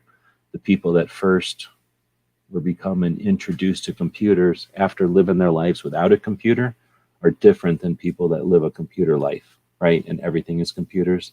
Nobody's saying, like, to a little kid, here's a new computer, little kid. You know what I mean? Like, little kids just run with computers now. So we had a different kind of situation where we had to choose an operating system. Kids today, that's like, I guess, deciding not to learn Spanish. You know what I mean? Like, you could just not listen to stuff that's in Spanish, I guess, or you could just learn Spanish. It's there, so you're going to learn it. So that's how kids are. I'm sure they just know iPhones and Androids. Like, why would they decide I'm going to learn one or the other? Old people did, because we thought that was cool back in the day. You had to be one or the other. But that's like saying, I only drive Ford or Chevy. Like, no, you don't. Right. You just like driving one or the other, but you can drive both just fine. And that's how kids are with tech, I'm assuming. And that's how everybody could be. I mean, And it's made even easier these days. Like, use an example of, apps are going to be different in their language, but they're going to be cross-platform. So whether you're running an Apple or an Android, if you want to go out and grab this program, it's going to have versions for each platform. So that makes it even easier to make those kind of choices. There aren't as many exclusions or exemptions to what you really want to do. True, and I want to go down too many rabbit holes, but that is in a second. That'll be where we're at. But you're right. I mean, there's definitely. I mean, yes, but also I was just going to add to that you can. I don't know if they're the same all the time. Like, sometimes the apps can do more or less. Sometimes the apps aren't available in the iStore. So yes, if everything goes according to plan, that could be the way. But they could also be like not at all, like on one or the other, or somewhere in between. Is the main thing. Is like there's just so many. And plus, I don't want to say that either, that I am 100% aware of that, because the last time I looked at that stuff was whenever the Daily Gun Show was being posted over to iTunes, and that's been a while. So it's been like 2 years maybe. So it's not like I'm super current on it. But I really don't want to get too far into that part, because that's fast forwarding quite a bit. We're still at the point where computers are basically hitting the scene, and that's where I was going to get into this idea that, personal computers, if you've got one, were a bigger thing for our generation because we existed without them. Then they were introduced. We had to watch them evolve, and now they're kind of only used for people who need them, right? Like, again, you could live your whole life with just a phone. You're an example of that, right? So going back to a computer, not that it's a necessity, just because it's in the timeline, and it's easier than using something smaller like a phone, because phones just don't have all the same. Well, actually, they kind of do. I guess I could just use a phone. Either way, whatever the device is, let's put it that way. Actually, it doesn't matter what the device is. So I guess I don't need to keep trying to act like it's a laptop. I was thinking laptop, but it doesn't really matter. So next you get this idea that technology evolved. I don't need to explain that, because we've all lived that. And if you haven't, then like, obviously it all came from back in the day. So watch any movie and you see how technology advances. But looking at it from how this stuff works, that's the side I'm really trying to look at.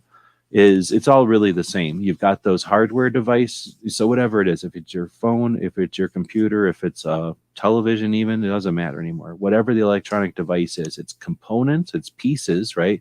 The actual integrated circuits and the resistors and the diodes, that kind of stuff. But in our sense, up from that level, when the power starts hitting and all those little individual pieces come to life and go, oh, I'm a hard drive, I'm a piece of RAM, I'm whatever. That's what happens. They all wake up and go blip and go, okay. And then they use the motherboard usually of whatever it is. If it's a television or if it's pretty much anything, it's going to have some kind of board or piece that's the bus or the system that holds them all together. And in your phone or whatever, you turn it on. All those parts come to life. They all recognize each other, and that's happening in that operating system. And then, boom, the operating system's on and it's working, ideally. But what thing that you've got layers in there, so you can have a device that fails, right? You can have like a keyboard that's unplugged or broken or a screen that's damaged. Well, that's actually its whole separate thing. But let's say you have a device that's somehow damaged. As it all wakes up and turns on, you could get a weird beep, beep, beep, beep, beep. You could get some kind of a message on the screen, right? It's going to kind of depend on the situation, but you're going to have some sort of a consequence of a device not being plugged in.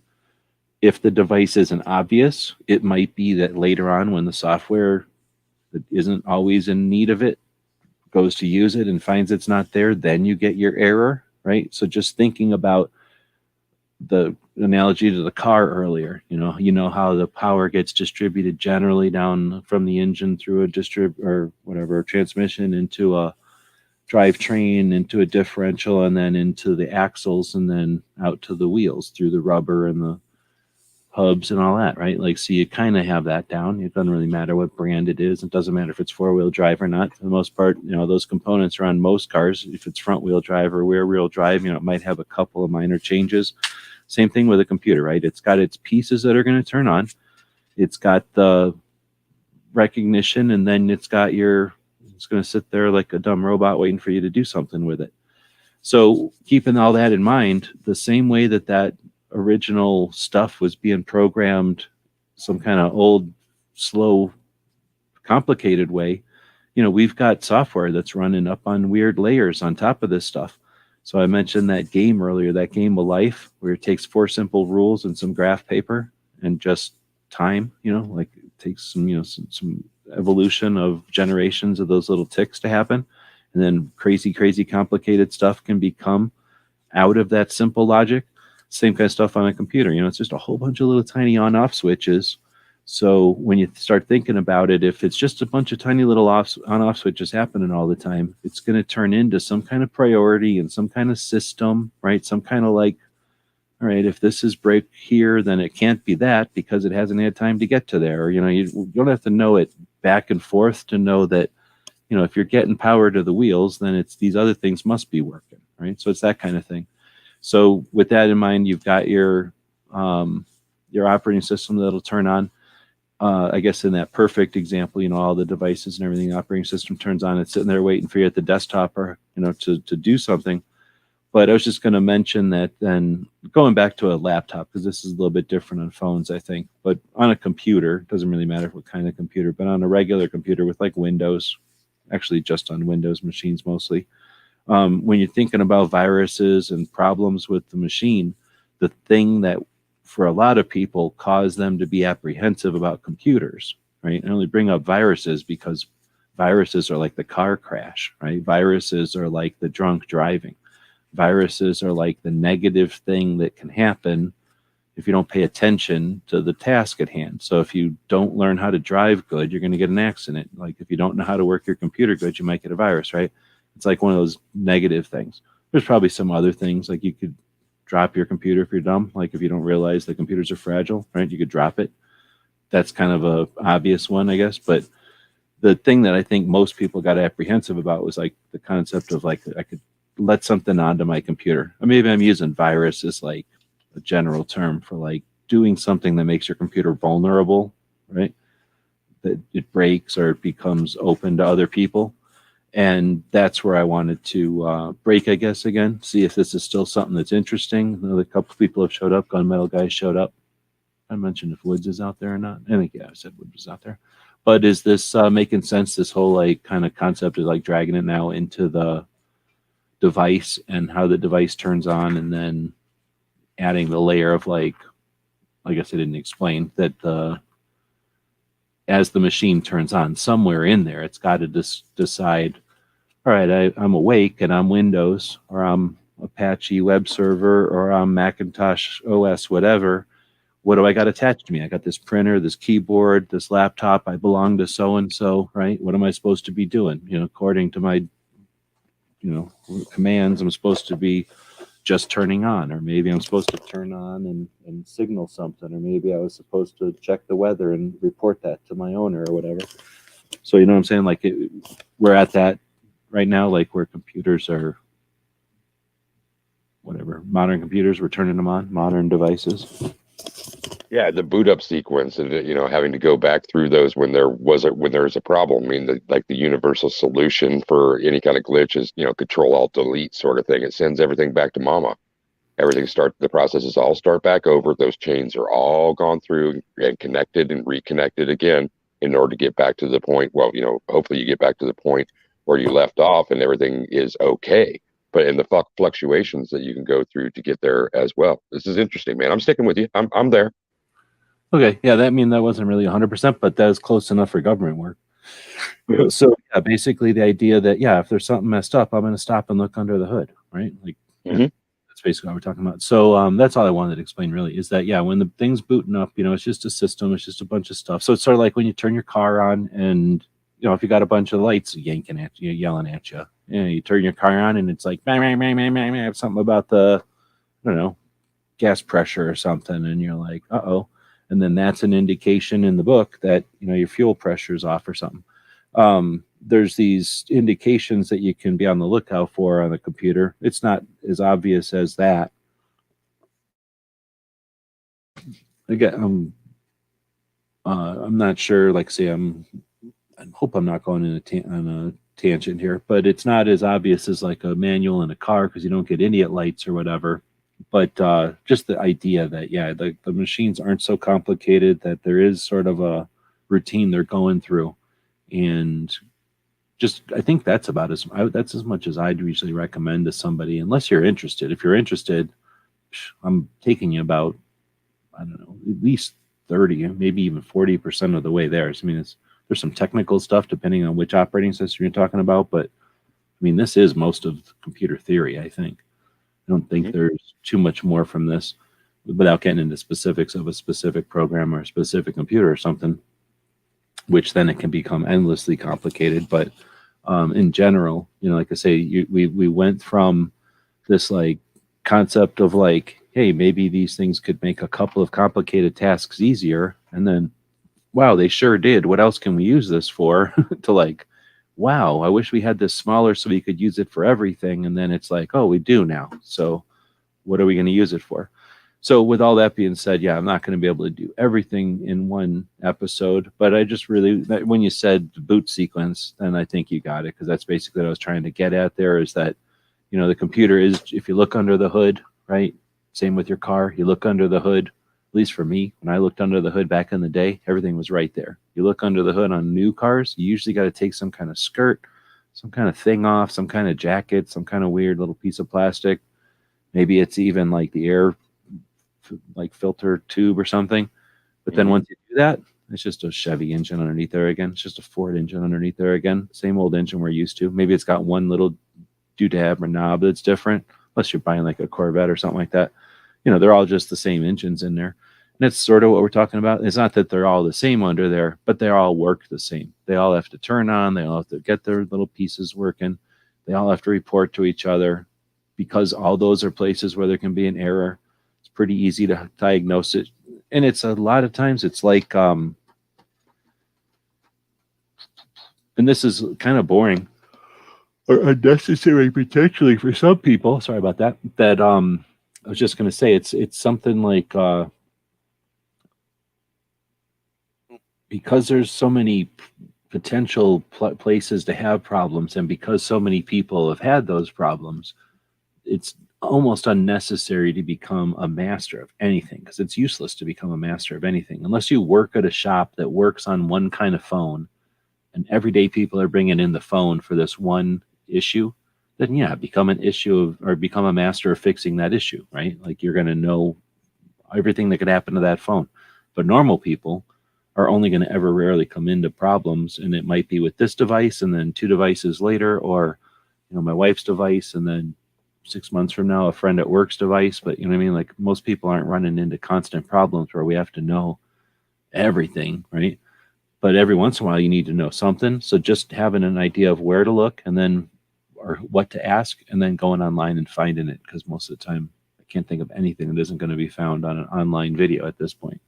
And So thankfully so, because diagnostics, just talking about popping the hood and seeing all the things that are confusing now, I can imagine that some of the people, feel the same way about the idea of, taking a look on the inside of a cell phone or a computer case or something like that, and having all those interdependencies. Yeah, having to try and figure out which thing in the chain is creating the difficulty. It can be confusing, but I'm sticking with you.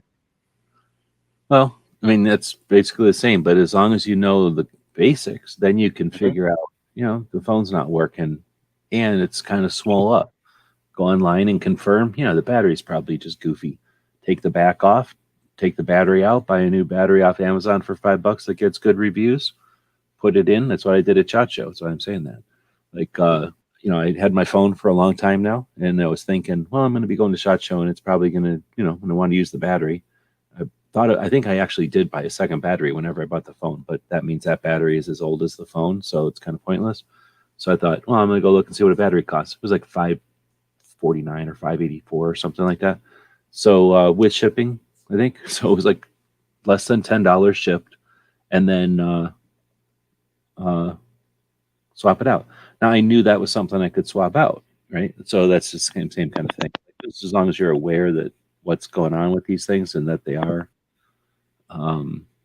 some things are doable, then you can go check and look online. And if you find out, oh, that's the one thing that isn't, or that's one of the things that is not fixable or easily swappable, at least then you've confirmed it. And when you take it to the shop, you're not going to be wondering, was that something that was easy and they just told me it was impossible, I needed a new phone, or vice versa.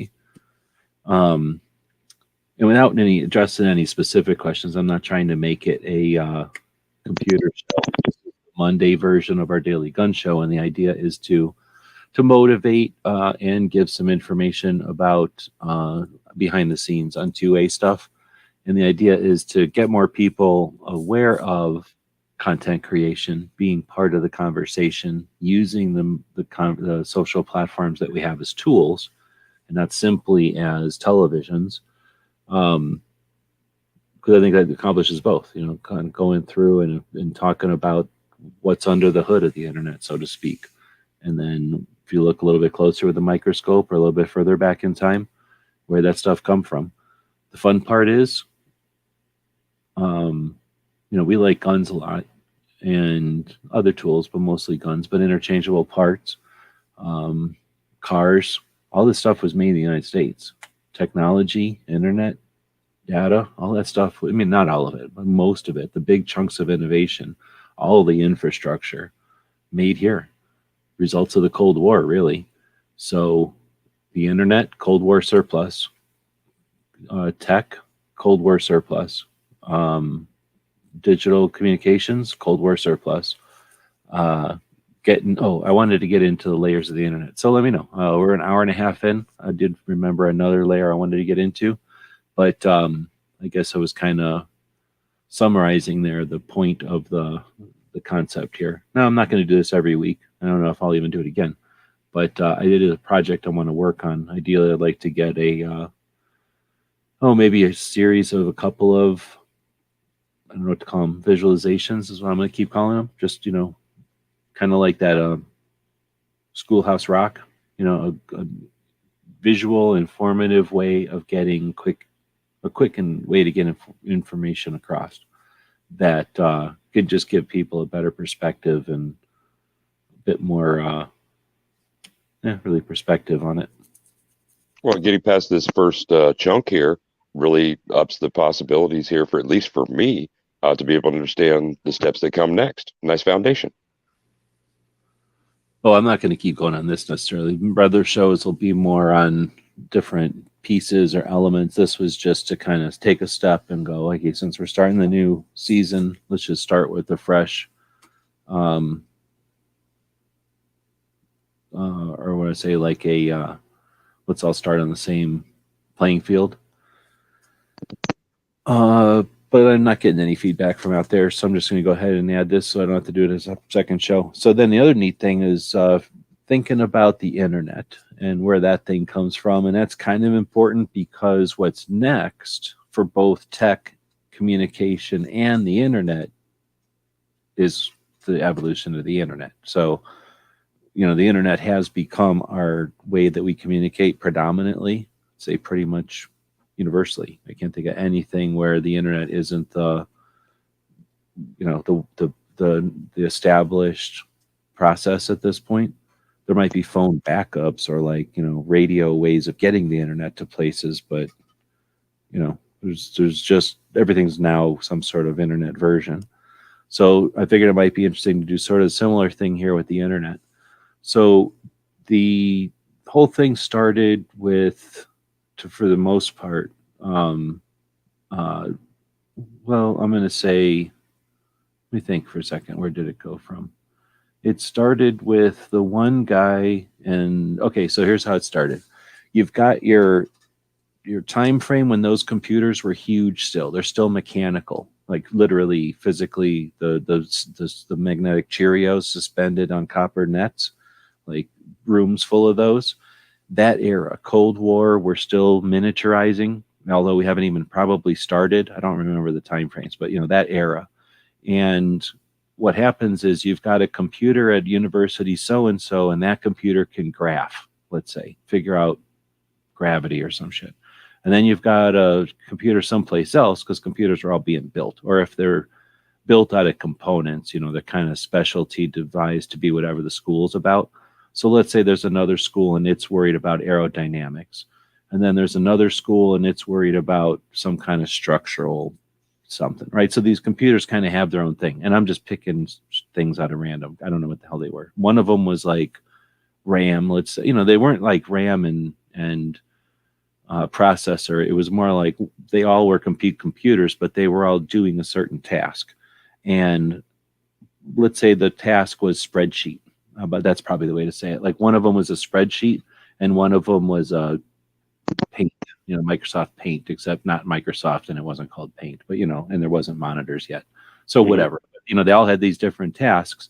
And what would happen is, I forget what happened. I think something like the government said, hey, y'all want a bunch of money? Like, let's beat the Russians.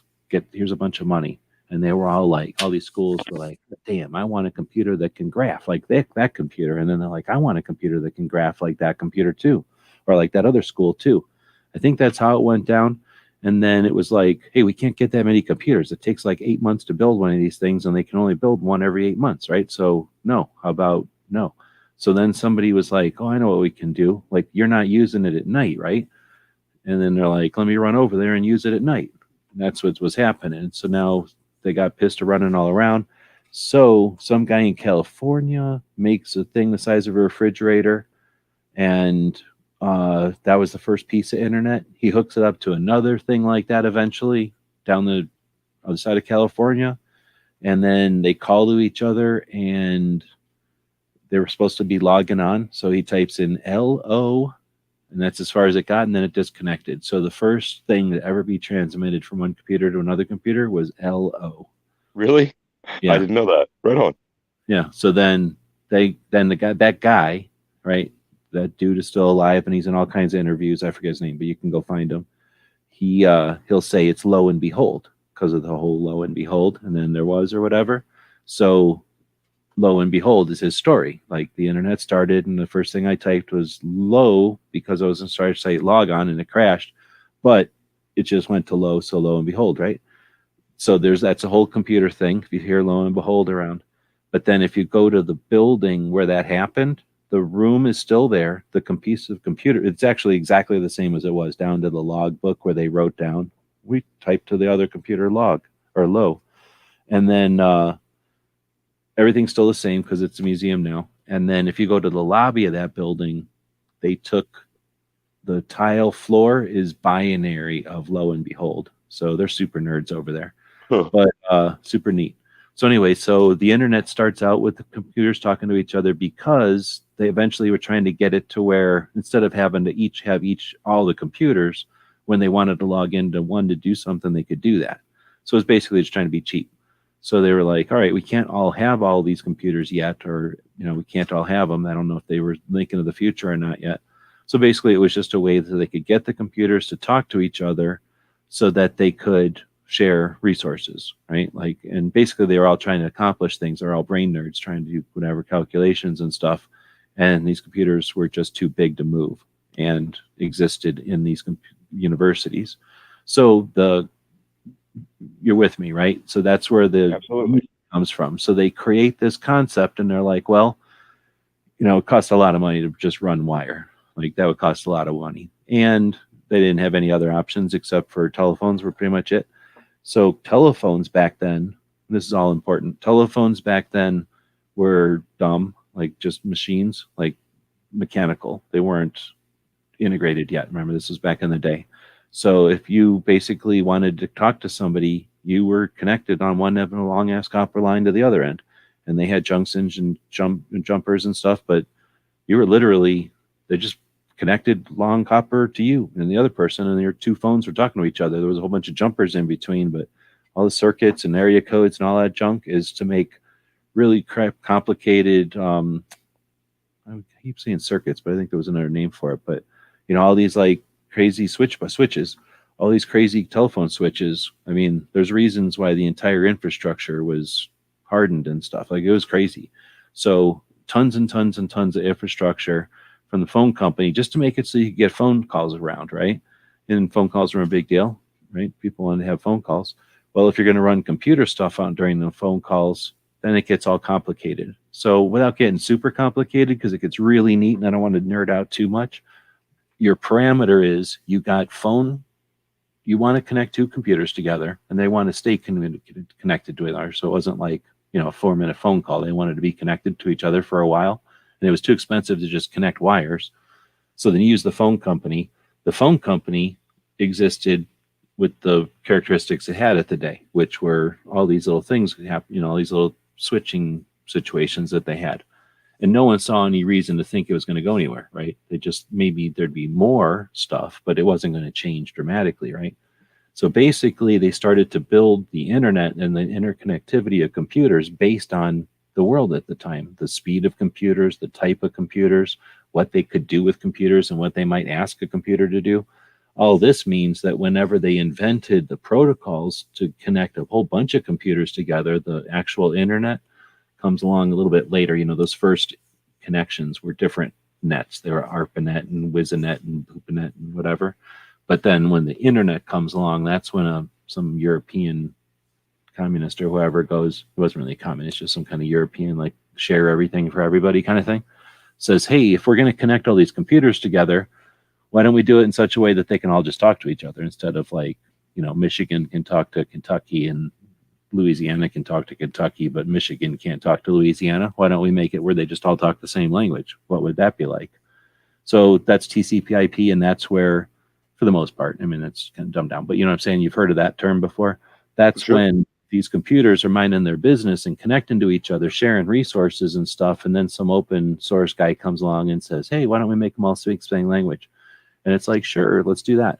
And then there's been, I'm overstepping a bunch of stuff here, but basically the internet happens because of that, right? So now you go, all right, we got to get information from here to here, and there's a big pile of information and a little pile of information, and there's important stuff and there's less important stuff, and now there's emails. That never happened before, but now there's a reason to have emails because now you can have, now you can actually talk to somebody. So now email exists, right? So now you have to figure out, why is my email taking 4 days? And some days it takes 2 days. So dumbing down a whole bunch of really interesting stuff, which really can be interesting if you dig into it. You get these other things, protocols, layers, and blah, blah, blah. All the stuff that makes the internet and email system and everything that we got today. But keeping in mind, this is all happening relatively quickly. So it's all still happening when telephone lines are still mechanical thingies and like click, click, click, and tick, tick, tick, tick, tick, and tick, tick, tick, tick. When you're making phone calls, all that stuff was like crazy robot mechanical shit happening, like mechanism or clockwork type of stuff happening. So all that stuff changes, right?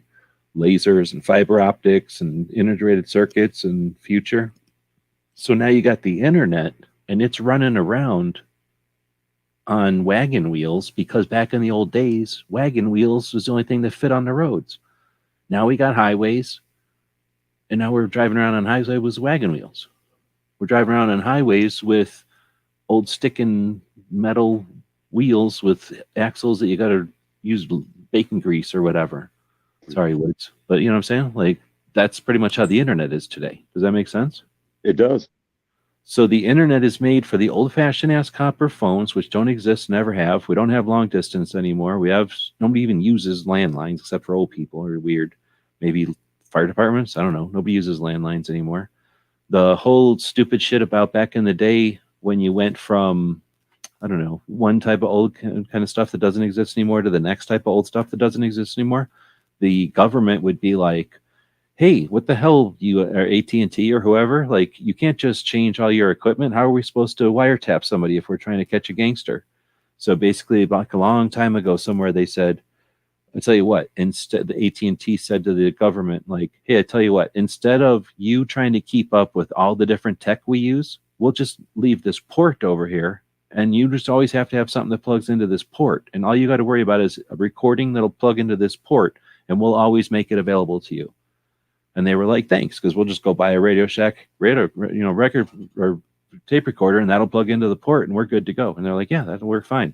No matter what we do, we'll make it out of lasers and Star Wars and Yoda's on the other side, but you're going to have a little port, and you'll be able to plug in. It'll be R2-D2 or RoboCop with this little weird triangle thing on our end, but on your end, it'll be that old-fashioned Radio Shack tape recorder. No problem, government. So that whole thing existed as time's going on, and then that's where you get the Patriot Act and like, hey, we need to be able to see everything, because remember we used to. And they're like, oh yeah, we can't give you a 3/4 inch jack to the internet anymore, but we can certainly give you software back doors to everything. So there's that element of it.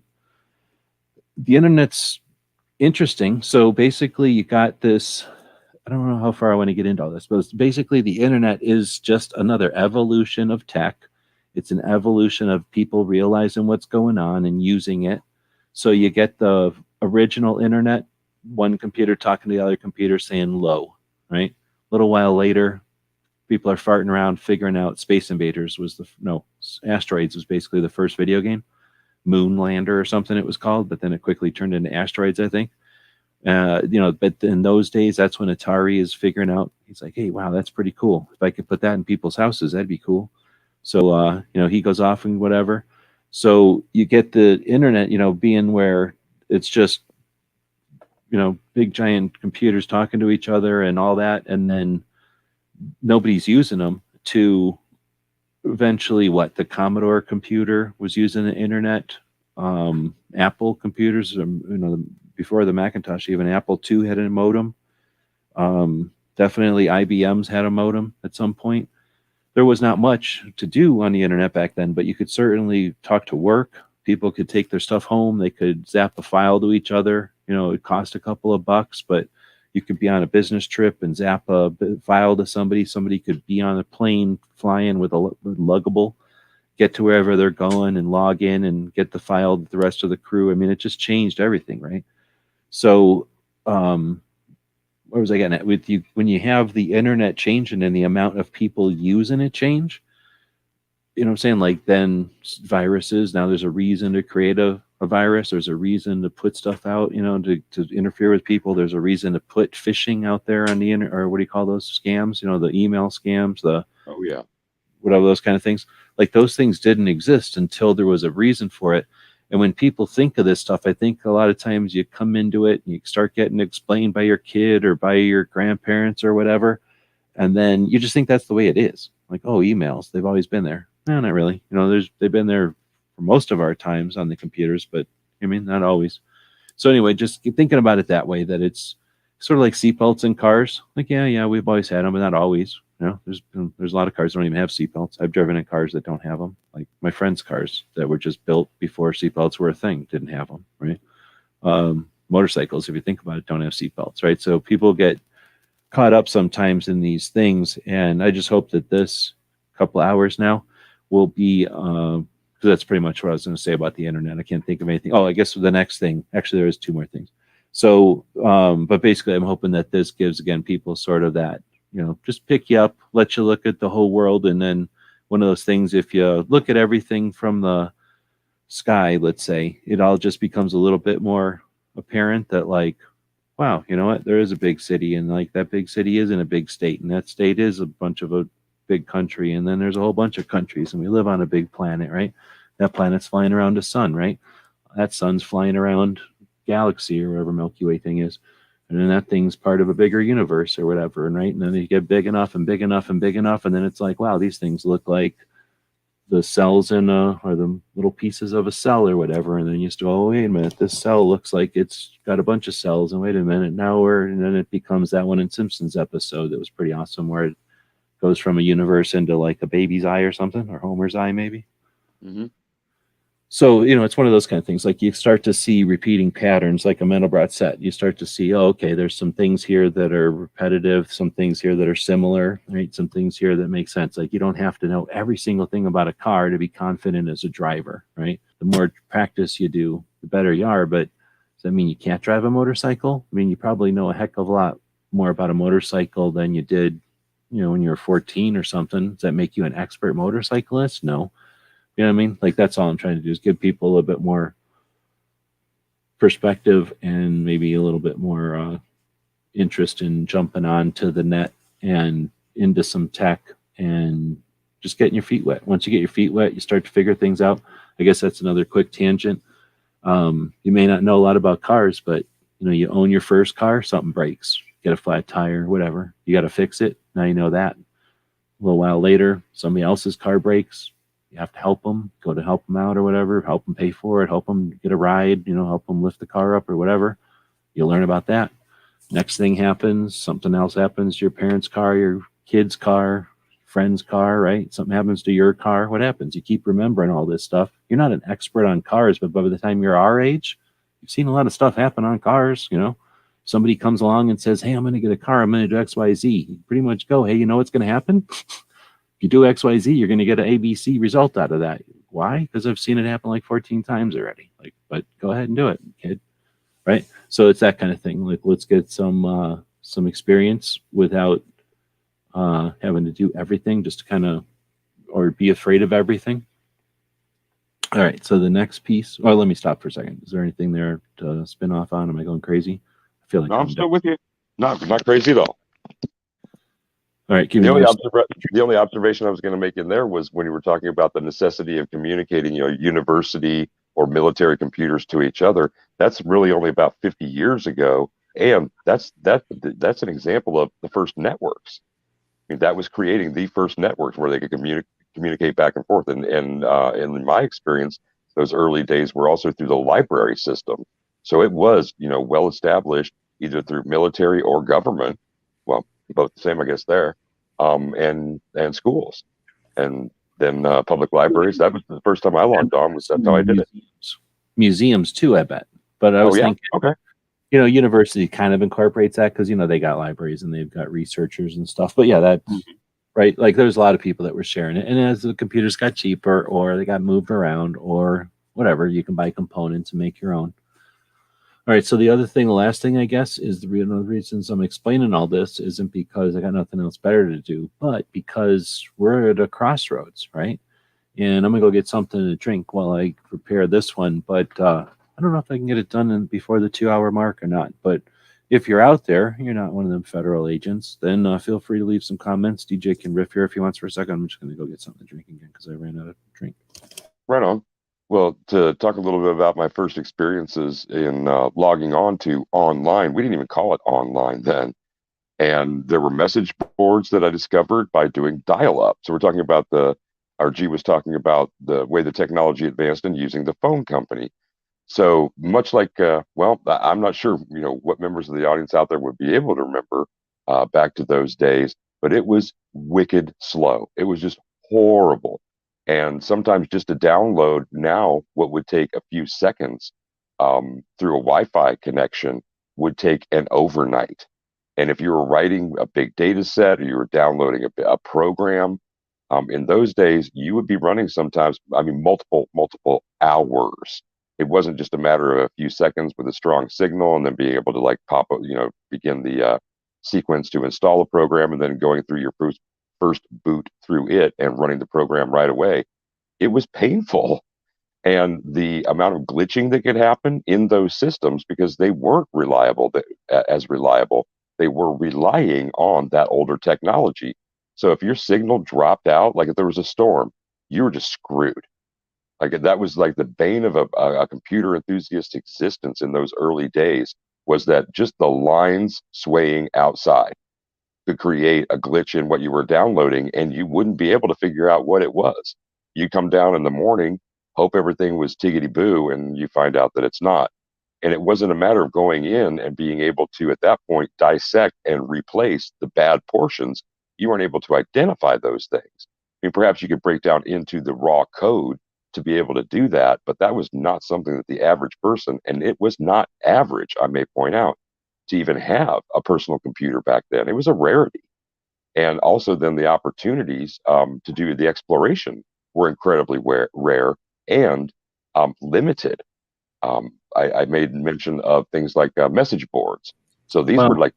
You're saying limited, but that's in your experience. So limited's general. When you talk about like the Commodores, which is probably what you're talking about, millions, dude, millions. And Apple IIs, pretty much millions, I'm pretty sure. I mean, we can look it up, but you're right. Like compared to all the people in the world or compared to the people that bought a bicycle or a football or something, yes, very little. But at the same time, tons of people, and very many of them were little kids. So many people bought those things and were like, whatever, like, oh, it's like buying a piano. My kid's going to be a piano genius. Or maybe he'll be a piano genius, or maybe she'll like this. So let's put it in front of her and see what happens, right? So for, I don't know what the ratio is. Yeah, I'm sure like for every 100 of them, 80 of them sat there, but 20 of them got fiddled with. And then, 8 of them created whatever the next thing, right?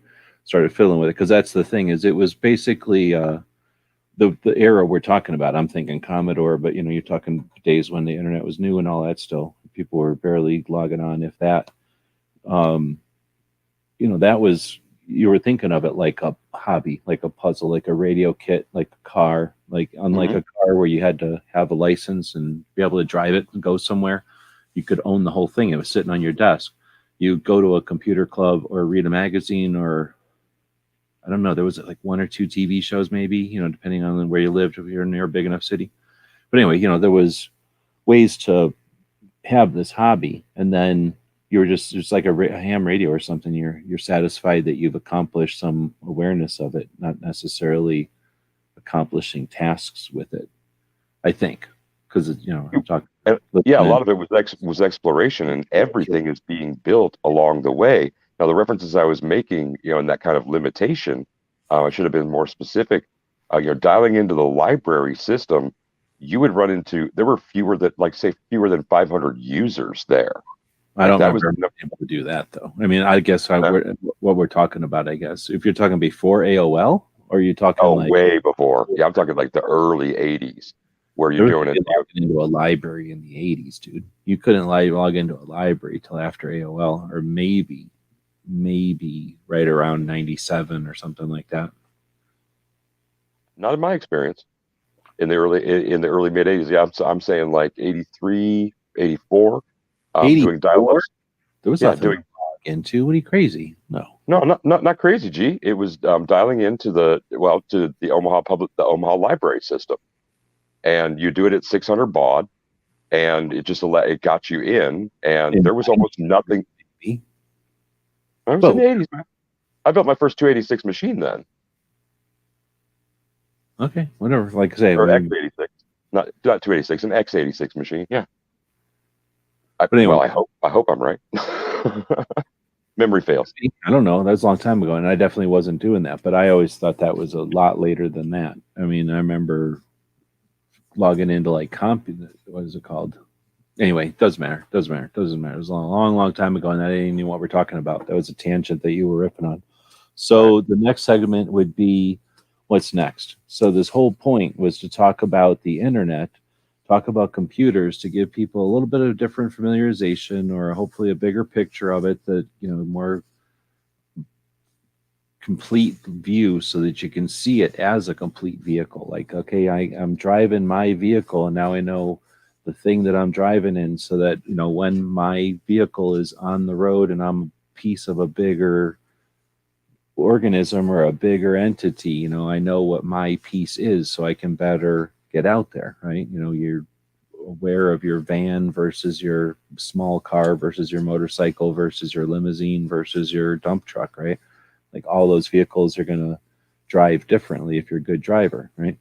So that's sort of what I was offering. Like, the computer isn't that much different than your phone, isn't that much different than your watch. They're just different sizes, and they're using them a little bit differently, but they're all driving on the same thing, that internet, right? And that, at least at this point, they're all working the same way. Nothing doesn't use integrated circuits and chips and logic and computer logic and binary. Like, everything's still using that. It's not the only thing there is by any means. That's a whole nother conversation, but that's the stuff that's traditional. That's what everybody's using. But the only thing that's different is that some of it's tiny, and some of it costs a lot more, and some of it's bigger, and some of it just doesn't need to be tiny, right? Like your computer's router, whatever, your house router, doesn't need to be any smaller than a book, so they make it as small as a book. If they need to make one as small as a matchbox, they make it as small as a matchbox. If it needs to be as big as a room, then they make it as big as a room. But, right, like, none of this stuff really matters. It's all just using vehicles. It's all just using mechanisms.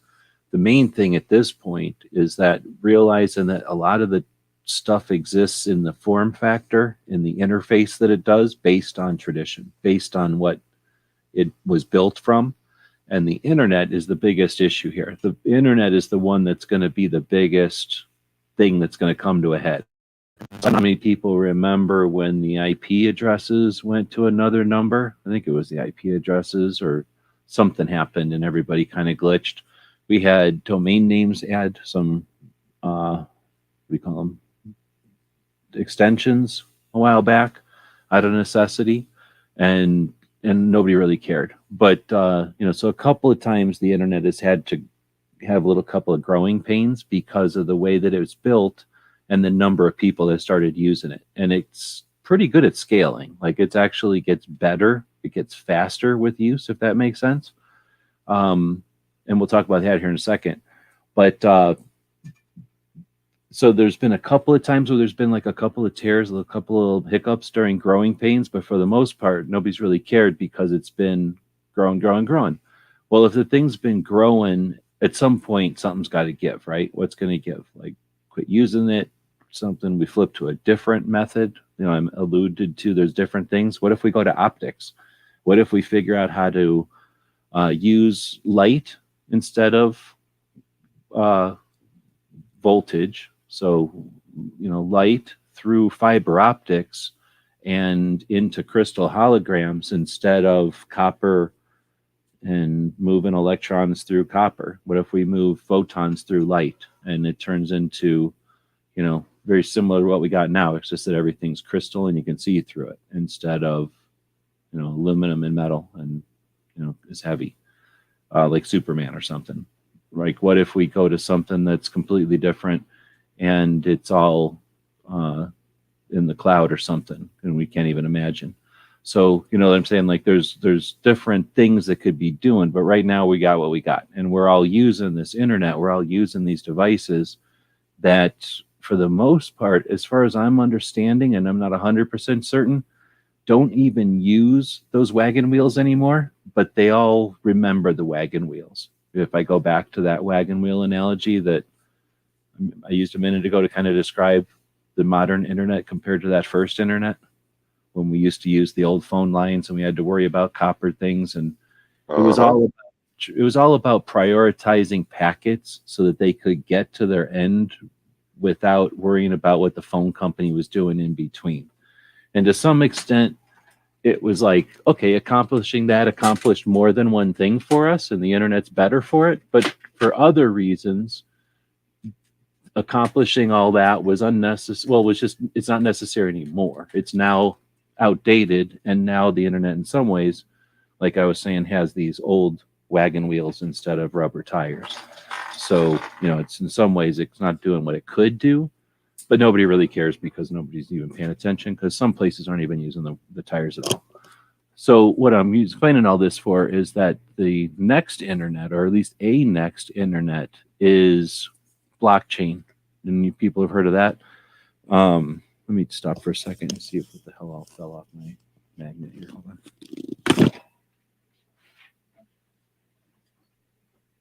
Yeah, part of what you're saying now, was in reference to what I mentioned earlier, was when you're trying to get those packets of data across, but when it used to be like a single packet instead of being broken down into parts, which also, little tangent there, makes me think of like, compression files, zip files, and, piecing together, 10 different parts because you were transmitting smaller parts instead of one huge one.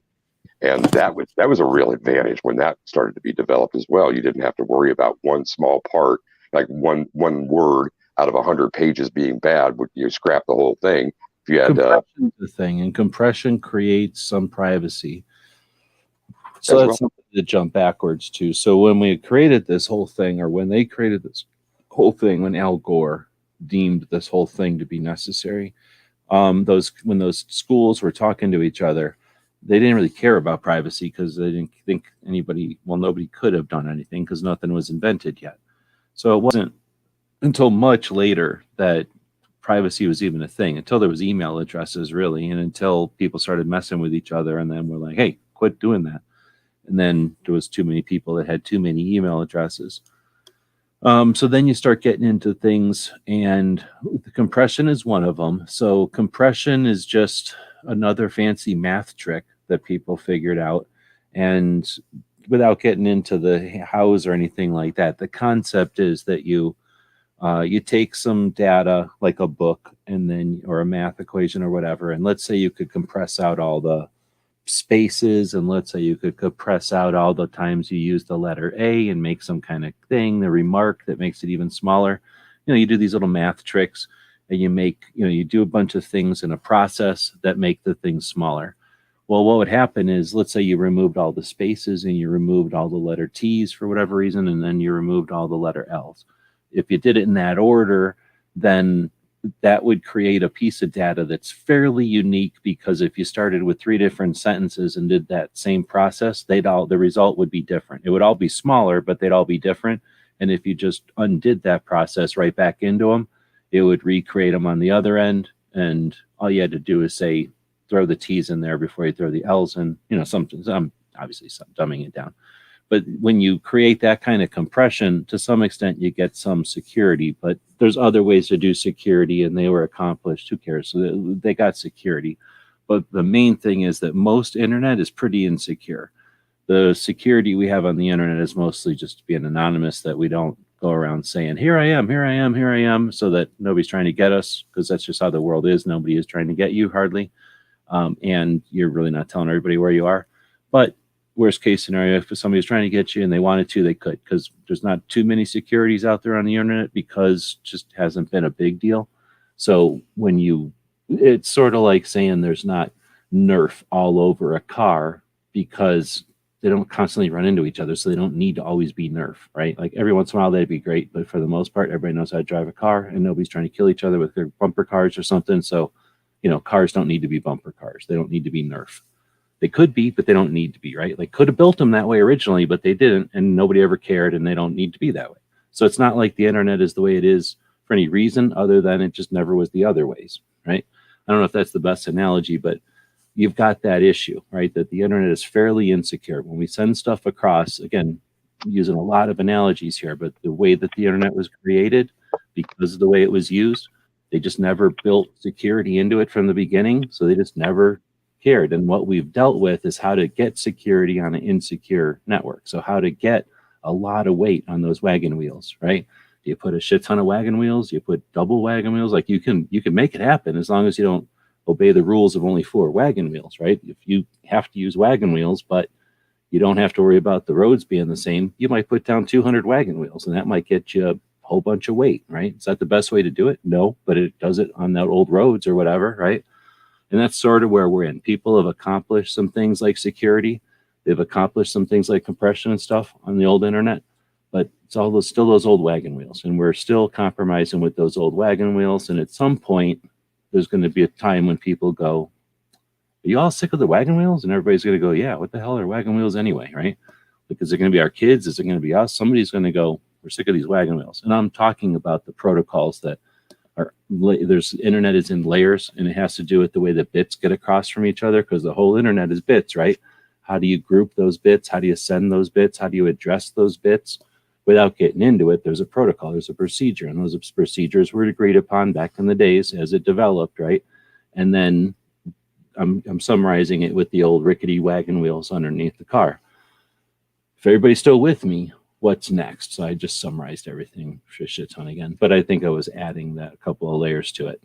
So what's next? Well, how do we get security and a different way of using the internet where we're not worried about the wagon wheels? We're not worried about the phone lines. Well, why aren't we worried about the phone lines? We got 2 things we have to address here. So let's address that first. The physical connections, scary as shit, really. This is a part that is another reason that I wanted to do all this, because this is scary as shit. Started out with the phone lines, right? Probably started out with, well, it actually started out with phone lines. Theoretically, it started out with a cord. Phone lines become a replacement, long cord. Then you have blah, blah, blah. Eventually, what else do you got? Start reading them off. You got wireless, you got microwaves, you got some kind of laser thing. There's probably Bluetooth, right? There's all these different ways you can connect things to each other now. So you don't need the internet anymore. The internet was neat. The protocols allow us to all talk to each other, but nobody has a phone line. Like, you're not on a phone line. I'm not on a phone line. Nobody has a phone line. We're all using the same protocols, like if we were on an old ass fashioned AT&T phone line, but we're not on a phone line. None of us are. None of us are. So that's an issue. So when you're the cell phone company, what are you doing? You don't even have a cell phone. You don't even have phone lines, right? So you've got wireless cell towers, and you've got little radio channels inside of your phones. So what do we got inside of our phones? We're trying to jump in back to the hardware stuff again, right? So you've got your motherboard, you've got your battery, you've got your screen, you got maybe a couple of buttons, you got a microphone, cameras. How many cameras you got? What else you got in there? You got radio. Wait a minute. You got another radio. You got Bluetooth. You got Wi-Fi. You got your cell phone. That's 3 radios. You got a GPS. How many other radios you got in there? Do you even know? Like, I don't. 7, 8 radios. Yeah. Right? There's a ton of shit. Everything in the fine print says you were carrying around like $2,000 worth of shit that you're barely paying $800 for. Guess what? You're thank you for carrying around that little sniffer for us. So basically, what is your phone doing right now? Is it physically connected with a Cat 45 to the wall? No, it's connected with some kind of Wi-Fi to the wall. So let's say you leave your phone at home all the time. You're not talking to us. Like, if you are a normal person that takes your phone around with you, you walk out of your house, what's your phone doing? It's saying, hey, I'm looking for my house. Hey, I'm looking for my house. Hey, I'm looking for my house. Hey, I'm looking for my house, right? Unless you turned off your Wi-Fi, it's looking for your house. So most places are like, I'm McDonald's. I'm the Starbucks. Like, I ain't your house, buddy. Or it just says nothing, right? Like my house, you walk past it, it's probably not going to say anything. But most places are going, I'm so-and-so's house. I'm so-and-so's house. I'm so-and-so's house. So you can just drive around listening, and it's like, hey, I'm not so-and-so's house. I'm this so-and-so's house, right? Like, there's that angle of it, but your phone is running around going, hey, I'm looking for so-and-so. Nope, I'm so-and-so. Hey, I'm looking for so-and-so. Nope, I'm so-and-so. So you follow me? Like, that's happening. I mean, I don't even want to know how many days. That's just happening constantly all over the place. Everybody's phone, everybody's doing this. So at some point, AT&T and Verizon and everybody else was like, let's see who they are. Amazon, Apple, Microsoft, Google. Who are we missing? At least a couple, right? They decided, well, everybody's walking around with these phones anyway, and they all know where each other's Wi-Fi's are, and we don't need copper wires anymore. Why do we need cell towers? So let's say you're a cell Verizon company or you're an AT&T, and you got to get a signal out to a phone. Back in the old days, you would just, if you're AT&T, let's use AT&T. Everybody hates AT&T. Back in the old days, when it was still before divestiture, when everything was one AT&T and there was no baby bells, it was just Mama Bell, then it would be like you call blah, blah, blah phone number, blah, blah, blah switches, blah, blah, blah brings at your house, right? Big, long-ass wire physically connected between DJ's house and my house. Literally a big-ass wire connected between us, which with a bunch of switches made it all happen. We're talking to each other on both sides of a wire. At some point, boom, that goes up into space, right? Satellites happen, be part of it, especially with long distance, right? And then they came up with fiber optics, so a little bit different. At some point, I don't know, whatever the hell they're doing now, right? They're probably doing other things now. So at some point, it's not actually copper wire anymore, and we're not using AT&T anymore. We're using AT&T cell phones. Well, now the cell phones don't care about any of that, right? Now it's more like digital bits, transfer, internet magic, layers of the internet, even though they don't use the old infrastructure anymore, living on that old infrastructure. Bits get back and forth to us however the system is. If it's text, if it's email, if it's whatever, right? It just gets magically distributed between us. But they were doing that with cell towers. They were doing that with satellites and stuff. Well, what happens when every single person has a Wi-Fi in their house? And what happens when every Starbucks has a Wi-Fi? And what happens when every McDonald's has a Wi-Fi? Do you need Cox anymore? Like, DJ, how often do you use your phone and you ain't at home or you're paying for the internet anymore? You're just out running around using the internet, right? Yep, loving it too. Wi-Fi. Yep. So all them other things, all them other radios in our phones, when we walk through a Walmart and we're like literally, you walk into a Walmart and your phone is like, hey, Walmart. And Walmart's like, hey, little phone, what are you going to do? And it's like, oh, I'm going to walk over here and I'm going to spend 5 minutes in front of this. And I'm going to walk over here and then take me 3 minutes. And I'm going to stand in front of here for 2 minutes. And I'm going to walk over here. I'm going to stand here and then I'm going to go over here. Then I'm going to go right back to where I was for 4 minutes, which is 3 minutes longer than the last time when I came in the store and did this procedure. So I'm probably looking at something right here. And then I'm going to walk over here. And then if you correlate that with all the things I purchased from the store, you have a pretty good profile on if I like that Oreo advertising or not. It gets pretty weird like that. And iTunes cares more about maybe the hell who you're standing next to. I don't know what they care about, right? Who cares? Like they all care about all these different things because it's recording all this minutia of info. And the problem is that once they figured out they could do all that and we didn't care, then they said, we don't need cell towers anymore. So instead of us trying to find you with like blah, blah, blah switches and electronic wire, or physical wire, now it is like send it to your IP address through a satellite and a cell tower. Now it's like find your little IP address or whatever you want to call it, your little locator on the network. Well, the network can be, or like can go up to the first phone and go, hey, do you know where DJ is? No. Do you know where DJ is? No. Can you ask the next two phones that you're connected to? Sure. Do you know where DJ is? No. Do you know where the DJ is? No. Do you know where DJ is? Yeah, I'm DJ. Hey, DJ. So instead of going to a cell tower, now they can just bug every freaking phone in the neighborhood until they find you, or maybe use a cell tower and bust it out. But before, if the cell tower was like, in the middle of like a 4 square miles, and then the next cell tower was in the next 4 miles, and the next cell tower was in the next 4 miles, and they knew you were in cell tower number 2, so you were in that 4 square miles.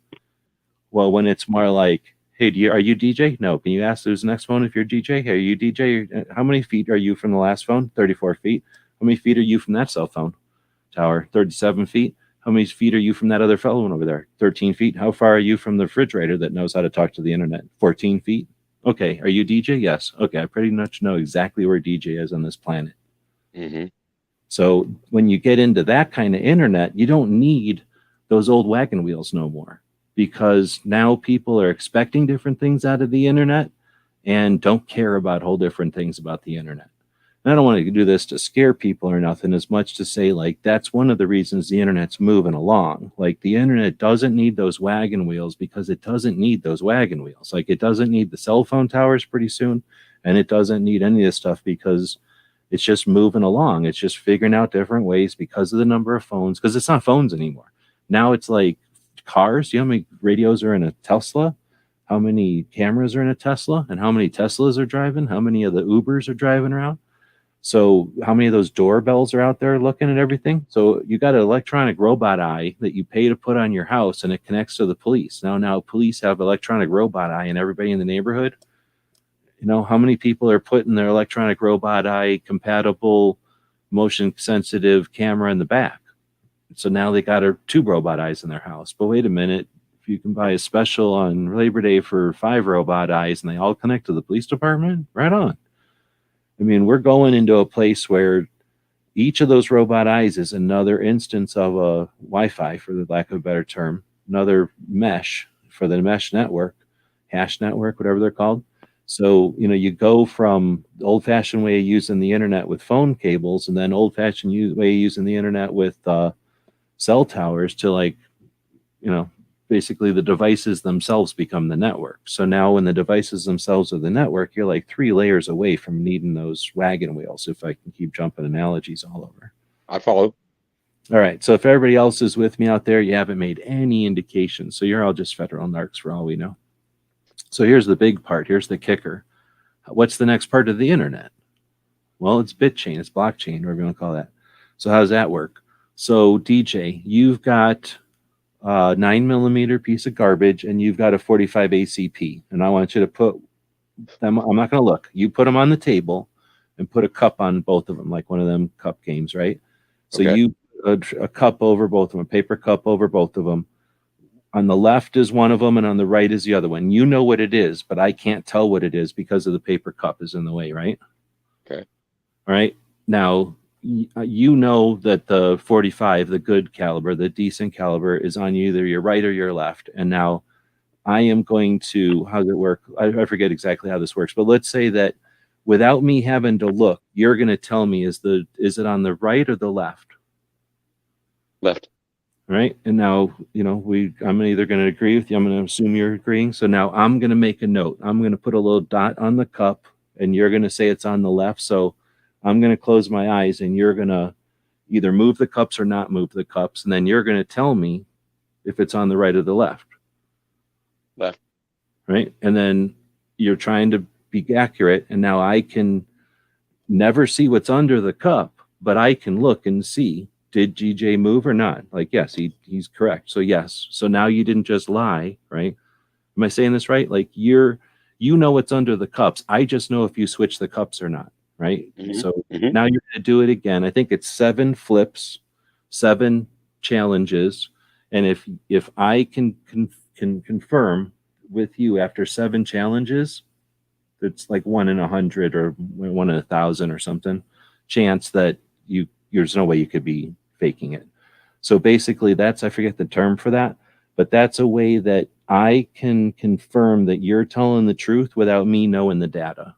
Does that make sense? It does. Well, it doesn't make specific sense because I don't understand it myself, but I've been through that manipulation before where but I just don't understand it individually, but I understand. Yeah. It's just the concept that, again, simplifying things, it's just the concept that I forget the term for it, but it's a way that we can both be convinced that you and I are both, that we have both determined that you're telling the truth based on a mechanism that means the data can remain, the information that's under the cups can remain your data. I'll never know what's actually under the cups, but we're able to confirm that you're telling the truth. And that ability to have both privacy and what's the word for knowing you're telling the truth? Like, whatever that is, like, you know, the validity and privacy. So there's like accountability or validity. Like, we know that this actually is the case because we verified it, but we don't know what's actually under the cups. We just know that he's telling the truth about that there's 2 cups, and that whatever he says is about the cups. And that's a way to basically allow the blockchain is basically the way of saying that, like, you've got all these transactions that happen and they're public record, like they exist. The people that need to know that they happened. And then a whole bunch of other people verify that something happened, and everybody can agree that that was true because, like you say, you do it 100 times and you know that nobody can guess it that many times. It's just not possible. No computer can guess it that many times.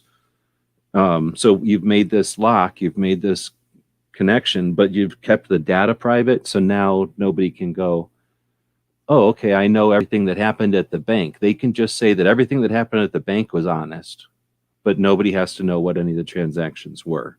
And I'm dumbing it down with like the 2 items underneath 2 cups. But when you have computers doing this stuff super fast, and then that's basically where you get your people who are doing all these computations and stuff, and to keep the chain, like to keep the validity of the chain. I don't know all the terms, but that's the concept. So you've got this idea that if you no longer need the old internets because everything's so fast and whatever, then how do you move to the next faster, bigger, even more complicated internet, yet have what's necessary, privacy and the ability for people to do transactions, basically. Like there's so many, that's ability to do all kinds of different things when you have that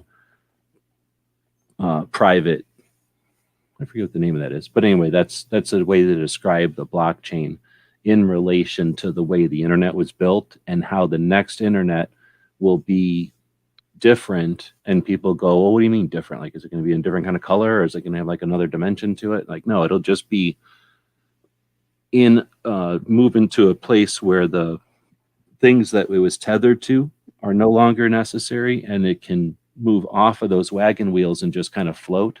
And then in other elements or other realms of it, we'll have this ability to do things where we don't need the infrastructures that we needed in the past. So where before we needed a server to hold a bunch of information to be private, right? And that server had to live somewhere and have a computer that was on all the time.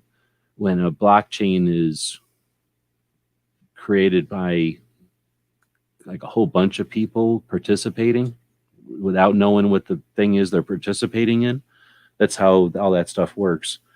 Then you just have a different type of potential. You have a different palette to work from. Does that make sense? So one of the features, one of the cores, one of the parts of the old internet was that things had to live places. The servers had to exist, computers had to be on. And as you move from having to have a computer on with a cord connected to it to having some kind of a moving bunch of boxes that just need to know each other exist in order to be satisfied that they can keep moving on and keep existing, and everybody's just in this constant juggle of them. I guess that's the other element. Blockchain must have some element of it's just a giant juggle where as long as it all sees each other, it knows that it exists. It doesn't need to be in the same place or something. There must be some element of that to it.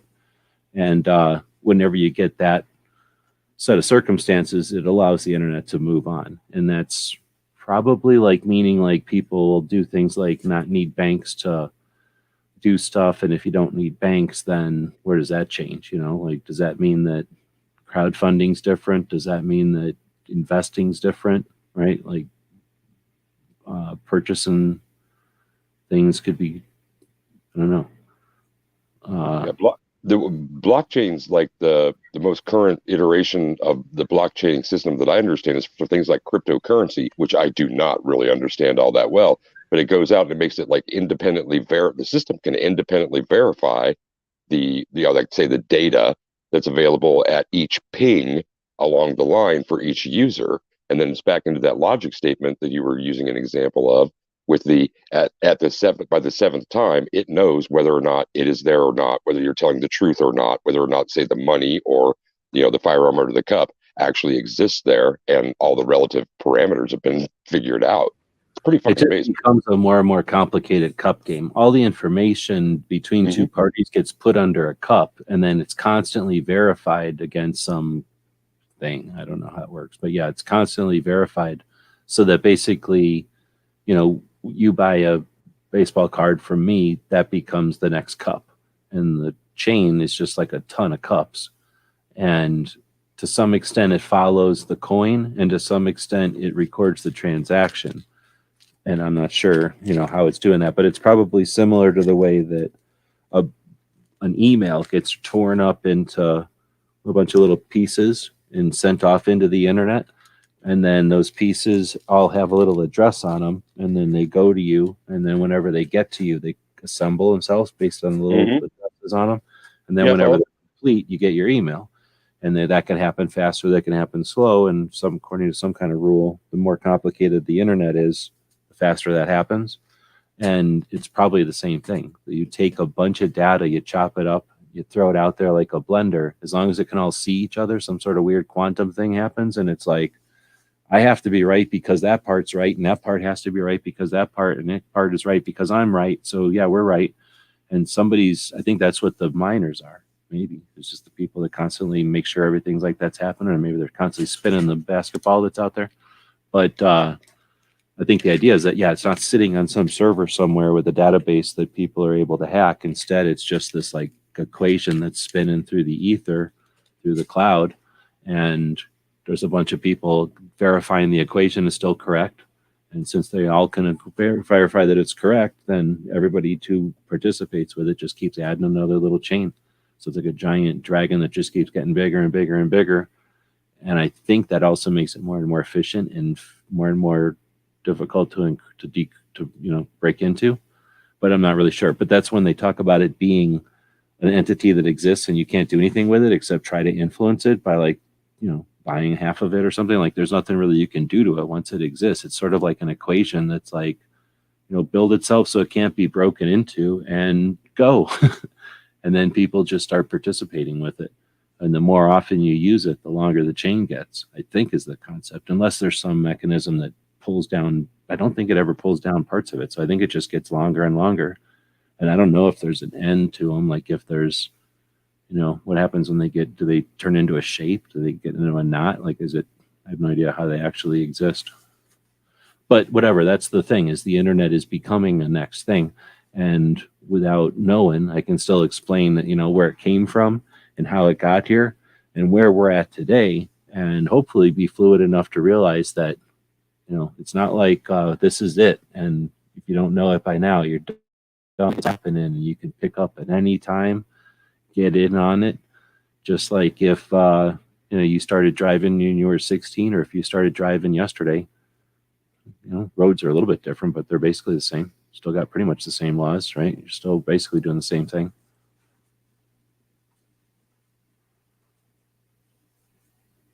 And thankfully so. All right. Well, with that, I don't know if this was worth it or not. We didn't get many people participating live. It is in the middle of the night, and it is a topic that is not necessarily all that interesting, I guess. So if you are watching this in the future, give us some feedback. If you do happen to be awake, then feel free to chime in. Otherwise, thanks again to DJ for showing up. Did you have anything you wanted to throw in here before we wrap it up? That I'm looking forward to next Monday's technology program. Right on. So like I say, this one was really just to kind of get it all out there. If anything, I might try this one again at some point, just to, now that it's all been said, to attempt to tidy it up or to summarize it a little bit better. But aside from having a couple of things I think would illustrate a pieces or two, I got everything I wanted to get out of there.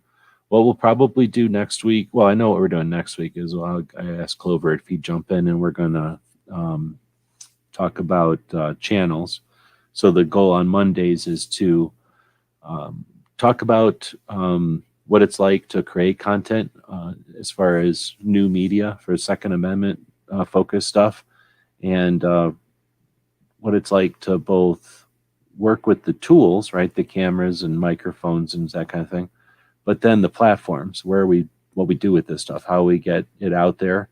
And I've noticed DJ and I were kind of talking off air, right, about some of the channels that are up and coming, and just the patterns that we'll see with as people find and discover, I guess, and start to participate, and then what comes of that. So that got me thinking about taking a time to pause and think about that. I haven't done it personally in a while, and it's something that we used to do quite a bit with Clover and some of the other people when there was a lot of motivation to have. Well, there was a lot of new channels over on Gun Channels that were all super ambitious about creation of content, not necessarily growing their channels, but participating in the platforms. And that's the goal, is to talk about that kind of stuff on Monday. So we'll do that. In the shows beyond that, though, if you do want to talk about these kind of topics like we did today, I'm planning on doing something about that whole mesh network and the telephones and the way they work, because I think one of the things that people are the most oblivious about is our phones. Like, we just do not pay much attention to what these phones are doing. And I think, at least when I discovered what these things are doing, I quit carrying my phone around so much, literally. Like, I literally don't carry the thing around half as much as I used to. And I do carry it around because I want it for some things, and I need it for an emergency or something, right? I do have it for other reasons. But going forward, as soon as I can afford to do it practically, I'm planning on getting a little flip phone or some kind of old technology, as old a technology as I can possibly still get, and just have that for phone calls and emergency type of stuff, and then have a dummy device for navigating the web that's not signed in, ideally. That's kind of a unbranded, anonymous device for getting to like a website or something. And just to do what I can to monitor and be aware of what my phone is out there telling people about me. Not that any specific piece is a big deal, but just the concept of awareness, and the same way you'd be aware if your jacket or something was caught on your holster, and instead of being a concealment garment, it was actually kind of almost pointing to the fact that you had a firearm on, because your jacket got all jammed up and basically it looks weird and your gun's hanging out. So the same kind of thing. Like, let's use technology, or be aware of technology, so that we're not allowing that kind of stuff to happen or whatever. So like I say, I'll probably do a show on the phones like that, and then potentially some on software that we use, like not just social media platforms, but the software that we use or potentially could be using for communication and things like that. Oh, looks like we got some comments coming in. Oh, that was just DJ. Or no, Gunmetal also just commented. Right on. Well, you're out there, so I don't want to diminish that's a real person. So yeah, I don't know if this was worth it or not, at least to pass some time at work for you.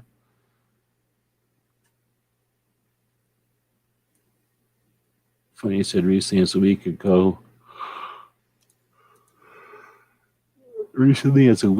researching who still carry flip phones, at least not old candy bar style like mine's. You know what, though? I really like candy bar phones. You know what he's talking about? I do. Yeah. I had one like that. Everybody else had a flip, and I was like, at the time, I was like, those flip phones are going to wear out. What are you going to get a phone that's going to wear out for? I like the idea, but it was like a tricorder or whatever, a communicator.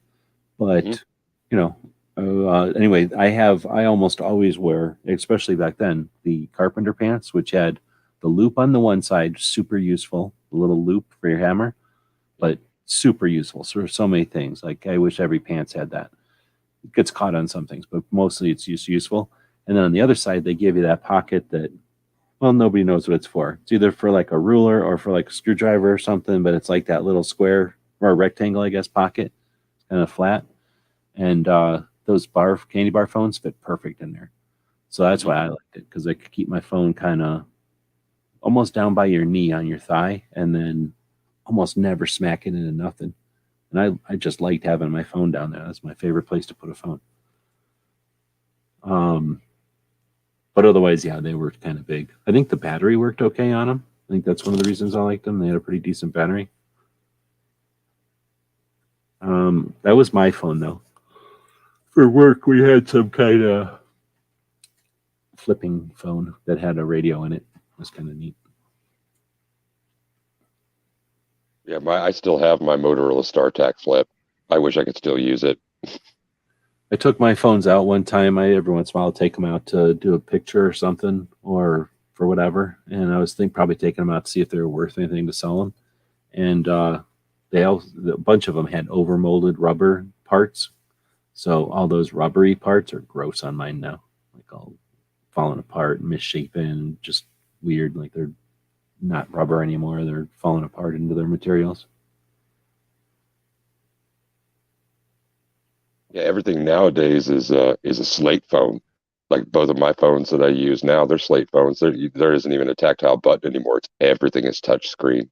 And there is something to be said for the tactile interface. I mean, the first phones that I used, you stuck your finger in a dial and spun it around. It is something about touching, and just touching on a piece of plastic or glass or whatever that is there. That is an incredibly fallible system compared to an actual physical connection, not a connection through sense of heat or light or touch sensitivity. So Yeah, but maybe it's because I'm just old school. Everybody's used to them now, but my first smartphone was a Droid, and it had like a flip out keyboard, real keyboard, like a real QWERTY keyboard, and it had little tiny real buttons on it. So that one's fun to play with. But even it has some rubber in it, if I remember. That's the case had some rubber built into it or molded onto it, and it was just it's just not lasting. The slide phones, I had a couple different slide phone ones. Those were great. They were the precursors to like the Blackberries, and had a good time with those. So those things are neat, and they're kind of neat to reminisce about or whatever. But that was definitely an era, and I think we still had long distance then still. So like you were paying for cell time, and those are only worth not so much bringing up for the reminiscent, but just to remember that issues like long distance, that was another reason the packets are the sizes they are, or even chopped up the way they are, not just for the distance. Well, part of it was distance because of the distance that with AT&T or whatever, if you went beyond whatever your local region was, then it was a long distance call.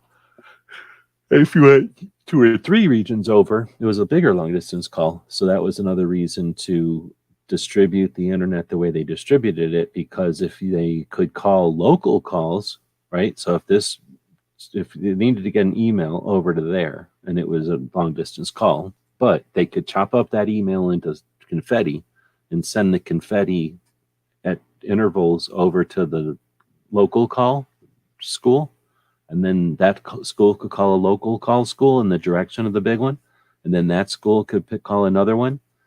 Literally, that's how it worked whenever they decided to create the real internet, the one we have today, instead of one of those other nets that you're alluding to, because there was 13 other nets before the internet, because all these different schools that were friends with each other were sharing each other's resources.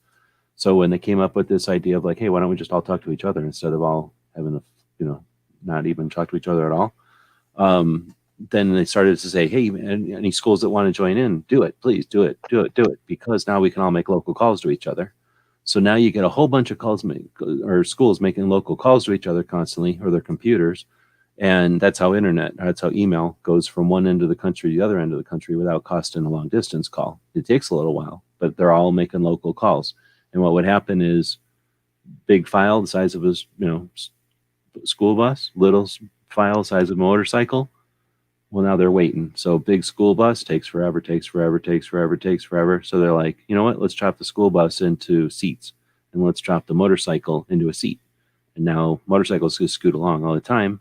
A car is 4 seats. Bus 30 seats. Whatever. They could just make these little packets. And then that way, a school bus is like 30 packets, but there might be school bus 1, school bus 2, school bus 3. But motorcycle 1 packet comes through there. School bus 3, school bus 4, little car 1, school bus 5, little car 2, school bus 6, little car 3, school bus 7, or whatever comes next. And then, the car got through there with the school bus. The school bus is still going. And that was all how to get, that's how packets work. That's how they screw around, and that's how they get, they don't get blocked and whatever, and nobody's waiting for giant stuff, and big stuff still takes a while, but little stuff gets through. And whenever they chopped all that stuff up and came up with those rules, it was because of the way the internet worked, or because of long distance. So it's crazy. Like, so many pieces of the internet exist because of they were dealing with the situations, that the characteristics of the time. We're living in a different world. So Anyway, that's the. I guess I reiterated a bunch of stuff there.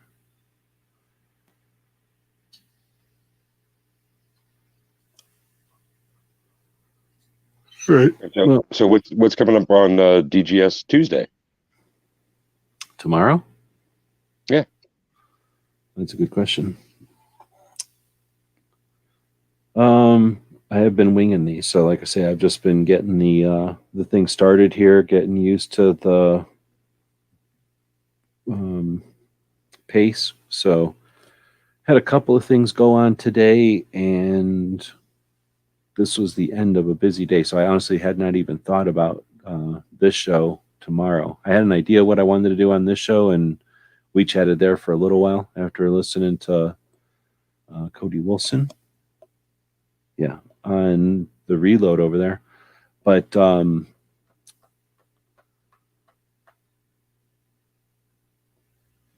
don't remember. I feel like I think I can't remember. One of these days, I know I've been scheduling shows. I have a couple of ideas and I schedule them. I just can't remember if tomorrow is one of those. So I'm not going to look because I don't have any of that stuff open right now, or I don't have that window open. But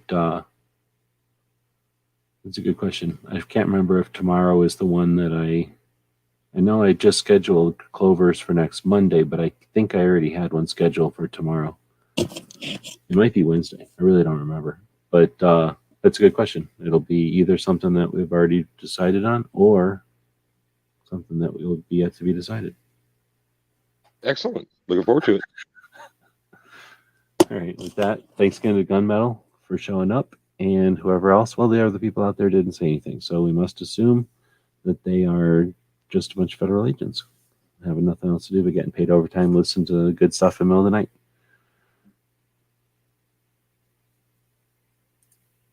I guess now I can click on all my... Tonight's episode, That Was No Lady.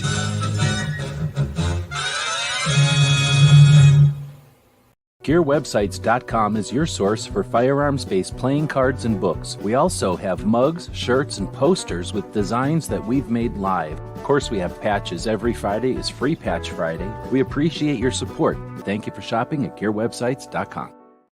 Thank you for supporting our projects. If you'd like to buy us a cup of coffee, check out our Patreon channel.